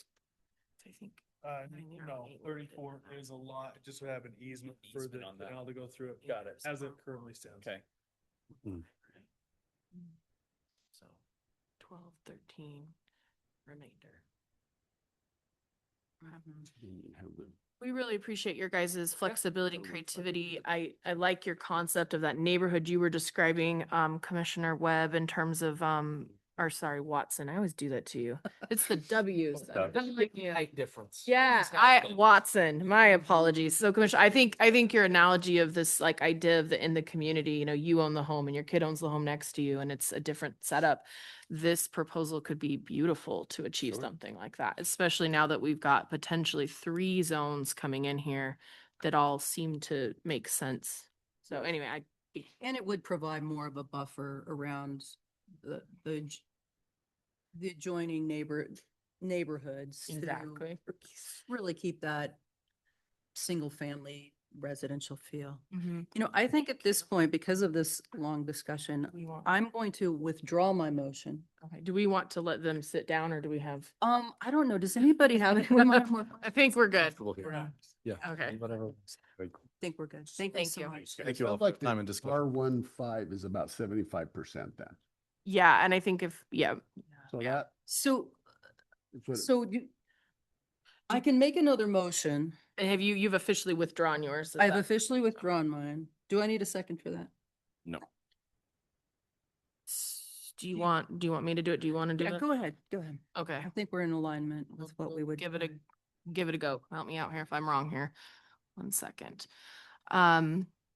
I move that we recommend the property at 600 East, 2100 North to be rezoned from rural residential RE20 to 13.3% RE4, 12% R18, and the remainder approximately 75% at R15 zones. As a friendly amendment, could we add that the development be limited to 6 units per acre? If you don't agree with that, it's okay. I think that'll accomplish, but do I just add it or I don't know. Won't we already get that? By the Percentages. R18 being added. I mean, we'll be so close that if it's 6.1, if we throw that 6 in Right. there, then it just- kiboshes the whole Yes, deal. that's my I will concern. withdraw my friendly Okay, amendment. thank you. My concern is, adding these parameters No. that could be very difficult mathematically to achieve. And in terms of the open space, because of the new percentages, that just automatically creates. Well, and there was the canal actually forces this individual property to have open space. And I Okay, think so we that don't need to add it to the motion then. because I'm not adding it to mine, but you guys can disagree with that. I'd like to amend the motion to have the R18 percentage be higher. I think can you give me a number? What was your number there? It's 12%, which is I significant. think the developer figured the 12 based on the south properties and the north property. That would make sense with You placement. will have bigger lots down there bottom if you look at those. Yes. Even in a smaller zone, right? So they'll I mean, I'll withdraw that. okay. And I don't have a second, so if that is I will okay. second. Okay. Yeah, so we need that before we. So the motion essentially since quick summary is the zoning would move from the RE20 to 12% at R18 would be the recommendation, and R4 being about 13.33% with the remainder approximately 75% is the recommendation. City council being the final decision body would probably want to firm those percentages up there, but I think for a recommendation, that would give them enough to go on. And we have a second. We do have a second, so we can discuss. Who made the second? Was it? No, it Oh, wasn't. actually, I think it was It was me. you. Sorry. I know Ryan will need to know that. But do we want to include in our recommendation to the city council, or at least forward our concerns about ensuring there's some adequate green space in the middle and perhaps the R14 more centralized around the Around canal, that green space, I think that makes sense. around the canal. So do you want to say like green space focused on the canal? rather than saying like a percentage of green space, because, Yes. right? Or even that R14 is located by the green space. Is that Sure. what you're meaning? Yeah, I think that would be 'Cause my you could- preference, yeah. but, Yeah. you 'Cause know, you I'm, could amend to that. Yeah, I if think- you- but I know right now we're just looking at zoning, yeah. I think it'd lend to a better product for the city. You know, I'm not sure how things would lay out for the developer, but I agree with that, I think. And it's also along what was a little bit more of a major corridor, you know, so there's less traffic going inside of some of those houses and yeah, there's just gotta be adequate parking. Yeah. There's gotta be adequate parking. So do you want to amend for that? And they will get all of our notes with all. I was gonna say, I'm not sure we need an amendment for that, but I think in the minutes, we would want it to reflect the reasons we're recommending these is based on, you know, right now this is zoning, not a conceptual thing, but just in general that we're concerned about the adequacy of the green space and that we would encourage the R14 to be closer to the canal to incorporate. And if I'm not mistaken, I think our John Call, our city manager, had said that it will have to come back as a. Will we see this again in terms of placement or of the zoning or no? Well, so if there's a development agreement, then that would come back to this group. Otherwise, if they came with a proposal that met these standards, I mean, understand the council can say yes to what you recommend, no to what you recommend, or modify it. But if they said we agree with the layout and how it's proposed and no development agreement needed, then it could move forward. And then you'd see it when it came back for subdivision approval. I think the one thing I'd like to the minutes to reflect is that I still have major concerns with a lot of R4 zone going into those other properties. Like I have serious concerns about that. You know, we're making some of this R15 decision because it's next to R15, but all of a sudden we have R4 and then more R4. Like that's potentially problematic. Your point is very well taken because once it's there, then it is adjacent. Yep. But then the next property piece does directly has two major corridors of road would be my only, like, that to me gives me some peace that when we look at that property that we've already seen once, it's literally two major future intersections. And those are just thoughts, but I think, yeah, your points are I taken. mean, it's Those a are. quiet, sleepy neighborhood now, but Monroe Boulevard is going to change the whole character anyway. Whenever that comes through. And, you know, we're looking at forward planning, which I know is always challenging. Scott, just a question for you. Does the smaller percentage of R4 help us with that legislative element? Does that help us or not? Is that not high enough, or just by doing it helps us? So I think providing a variety of housing types is helpful, and a variety of housing types at different price points is helpful. The state hasn't come back and said, you have to hit this exact number. It's more that, are we being proactive in trying to provide housing choice and housing options and meeting some level of affordability? So I would say any amount of this is helpful. The city does have a lot of entitled townhomes, and because commercial financing is difficult, depending on the finance stack or the ability of the development to get out of the ground, some have been entitled and sat for several years, and others have been entitled and get constructed immediately. So townhomes in that way are a bit of a risk from a city, but again, we need to decouple. Do you think that a pocket of multifamily zoning in this particular area is good, bad, or indifferent for North Ogden in this neighborhood, and then let the project come in on its own merits at the time? So it does help us get that $1 million. Yeah, and the $1 million you're referring to is if we don't have a compliant moderate income housing plan, the state will eliminate the state transportation dollars that come into our city, our B and C road funds, which is approximately $1 million a year. That pays for sidewalks, curb, gutter, street overlays, a number of things. So far, we have had a compliant moderate income housing plan each year. Okay. Saying it and doing it are two different things. So does the R4 in this proposal help us? Does that show that it doesn't hurt us? Yeah. I mean, it's not, I would say North Ogden has been proactive in looking at multifamily. That's my opinion and the way that I've written the reports. I don't think we've not entitled enough of them. I do believe, as you know, some of us were talking about, or some of you were talking about, Commissioner Watson, your comments, that having whole neighborhoods is important. You know, a neighborhood where you can live in a townhome, a starter home, you know, you move up all while still maintaining your same school district and community members and friends and family that all live in that area. We've got a lot of areas in North Ogden that you really can't move out of the type of house that you live in without moving entirely across town into another city. We just have a lot of really cohesive neighborhoods. And so providing some housing choice, I don't think is a bad idea. Okay. Yeah. I Okay. don't know that I want to necessarily tell the developer that they've got to put the R4 zone by the canal. I don't think we're telling them that Yeah. tonight. Yeah. Yeah. But what I do think is, as I think about it, the percentage of it in this, I think is really matters.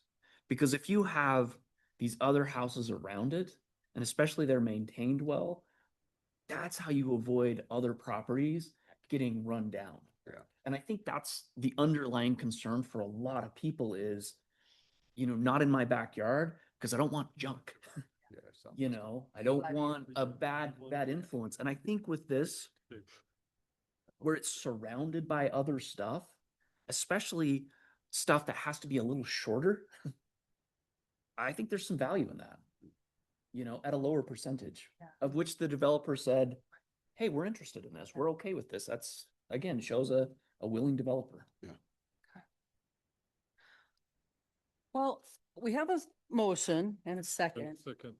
and I think we have kind of talked a lot of the pros and cons. It's okay to vote no. No one's going to be upset. So this is for recommendation to the city council. So we're not the final say on this, but let's go ahead and take a vote. Commissioner Watson, Yes. Commissioner Webb, No. Commissioner Neighbor, Yes. Commissioner Gardner, Yes. Commissioner Green, Yes. and I vote yes. So it's not unanimous, but that positive recommendation will be forwarded to the city council. Okay. Did you get everybody's vote? Yes, thank you so much. Thanks. Well, let's go ahead and move on to our next item, which is not a public hearing, but it is a public meeting. Consideration and action on a legislative amendment to add a chapter titled Water Use and Preservation Element of the General Plan to North Ogden City Code. This plan is required by the state code and ensures that both culinary and secondary water needs are properly and accurately planned for in the future. The presenter tonight is Scott Hess. But before we get any further, just for a point of clarification, I feel like we tabled this item back in August. Yes.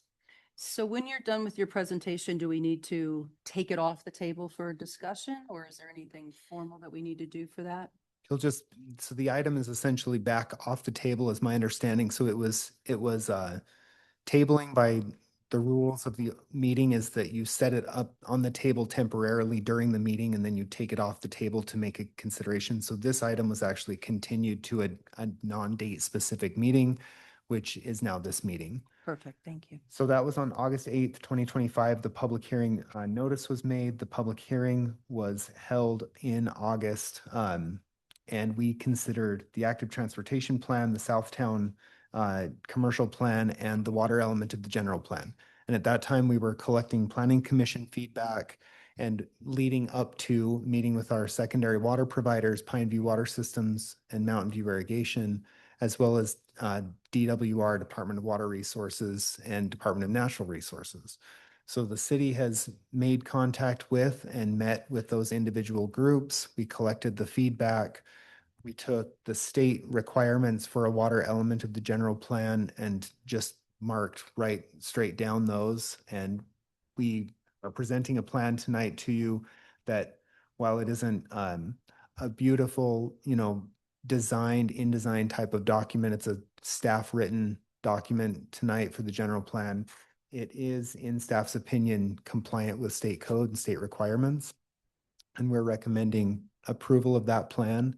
And I just want to point out that North Ogden has proactively been planning for water use and our future build out of specifically culinary in the community. So the majority of data in this plan came out of our impact fee study, which has been adopted by the city. And that helps us determine water rates, what impact fees should be for new development, and what our total water sources are and storage are out to about 2050 for build out for the community. And while there are some cities I think that weren't doing that level of work, or there are cities that have their own secondary water systems, there are cities that have several different ways of, who allow dropping wells on the ground instead of having a culinary water system. Everybody's a little bit different, but I felt like North Ogden is ahead of the curve as far as planning for water. And all we can do is be responsive and consider responses from Pine View and Mountain View irrigation, and we really can't do much about it. So we coordinated with them. We hope that they're planning for build out. The city has no intention of doing a secondary water system, and we are confident that our culinary water sources will provide essential drinking water and fire flows for our community out to estimated build out of 40,000 people. So with that, if there are any specific questions about the plan, I'm happy to address those. And staff is asking for a recommendation of approval from this body to the city council for adoption into the general plan. I would just note that I really appreciated, we saw that original one. I think there was a kind of an existing one and you had made modifications. And I just wanted to tell you, I really enjoyed your organization in terms of the new one. It was very easy to like read and follow. And I thought some of your section headings were like right on point. So anyway, I think it's a really great move for us. So. I appreciate all the work on that document. I know that was Right. So yeah, a lot of work. Did anybody have any comments or any additional? I know we talked about this quite extensively once before. I'm going to make a motion that we present a recommendation to the city council that they, adopt this draft of the water use and preservation element. Because it meets the requirements of the state code and it seems to be comprehensive. I second that.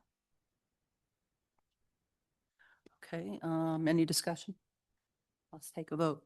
Commissioner Watson? Yes. Commissioner Webb? Yes. Commissioner Neighbor? Yes. Commissioner Gardner? Yes. Commissioner Green? Yes. And I vote yes. So unanimous. All right. Do we have anybody left online, John? Yes, we do. Okay, well, I'm going to say, does the public, any members of the public have any public comments for any items on the agenda tonight or not on the agenda tonight? No hands raised. No hands. Yep. Any remarks by the planning commissioners? Yeah, since JD's on the line. So this one's for you, JD. I'd make sure that those people who have their voices that have come into the last couple of meetings, that some of their thoughts and feelings are really passed along to the city council. They've got legitimate concerns and I think they're an important part of our community, and adequate notice and conversation with them. I think as a planning commission, we've really engaged with them, and I would encourage the city council to really engage with them as well. I think we've made some really good headway on this, but I think the city council ought to, try to grab that by the horns with them as well, because I think it will create a more cohesive community. And they've spoken, and they've spoken well, and they should be heard. Yeah. Great, thanks for that. Any other comments? Comments from the Community and Economic Development Director? We put out a video on Facebook talking about your role as planning commission member. So thank you for Ryan taking a huge speaking part in that. Very good. Did you like it? Yeah, Thank you. I like was scrolling and I was like, oh my gosh, it's Scott and Ryan. It was very exciting. Perfect. So anyway, because it was like your faces, you know? Anyway, it was very cute. If you guys haven't watched it, check it out. It's pretty cute. It's very nice. We tried to keep it short. I know that, social media, you need it to be short. It's probably a little bit long. But we still have the 2 seats available for applications by December 31st. If you know anybody, please apply. If you want to continue on the commission, please apply. Otherwise, that's basically all I've got. We won't have a meeting again until January, but our regular schedule will convene starting the first Wednesday of January. Did you say we have to apply too? No, only if your term is up. So that would be Chair Nan Caro and That interview, man, and they did. Whoa. If our terms are up, Mhm. which meetings do we go to in January? The first one? The appointment goes through the end of January. Thank you. Okay, that's what I thought, because the mayor needs to do, so, yeah, I thought it was through the end of January, because I know the mayor needs to do some. And it's specifically because oftentimes a new mayor is seated at the beginning of January and they wanted to make sure that they were able to appoint the commissioners. So. Any remarks, John? No, just, I say no, and then I'm like, gotta give you remarks. Just, I appreciate when you don't agree on everything because it shows that there's a lot of dynamics and you're getting what we hope for is you're applying all your backgrounds and your feelings into these decisions. On legislative items, on administrative items, most of the time you should agree just because it's kind of, if it follows the code, it's approved. So, but anyways, thank you for your work. Thank you. Come on, you got this. It's your move. Motion to adjourn. My bad. I thought we were gonna have. I need a second. He's a Webb. Listener Webb seconded. All in favor? Aye. Any opposed?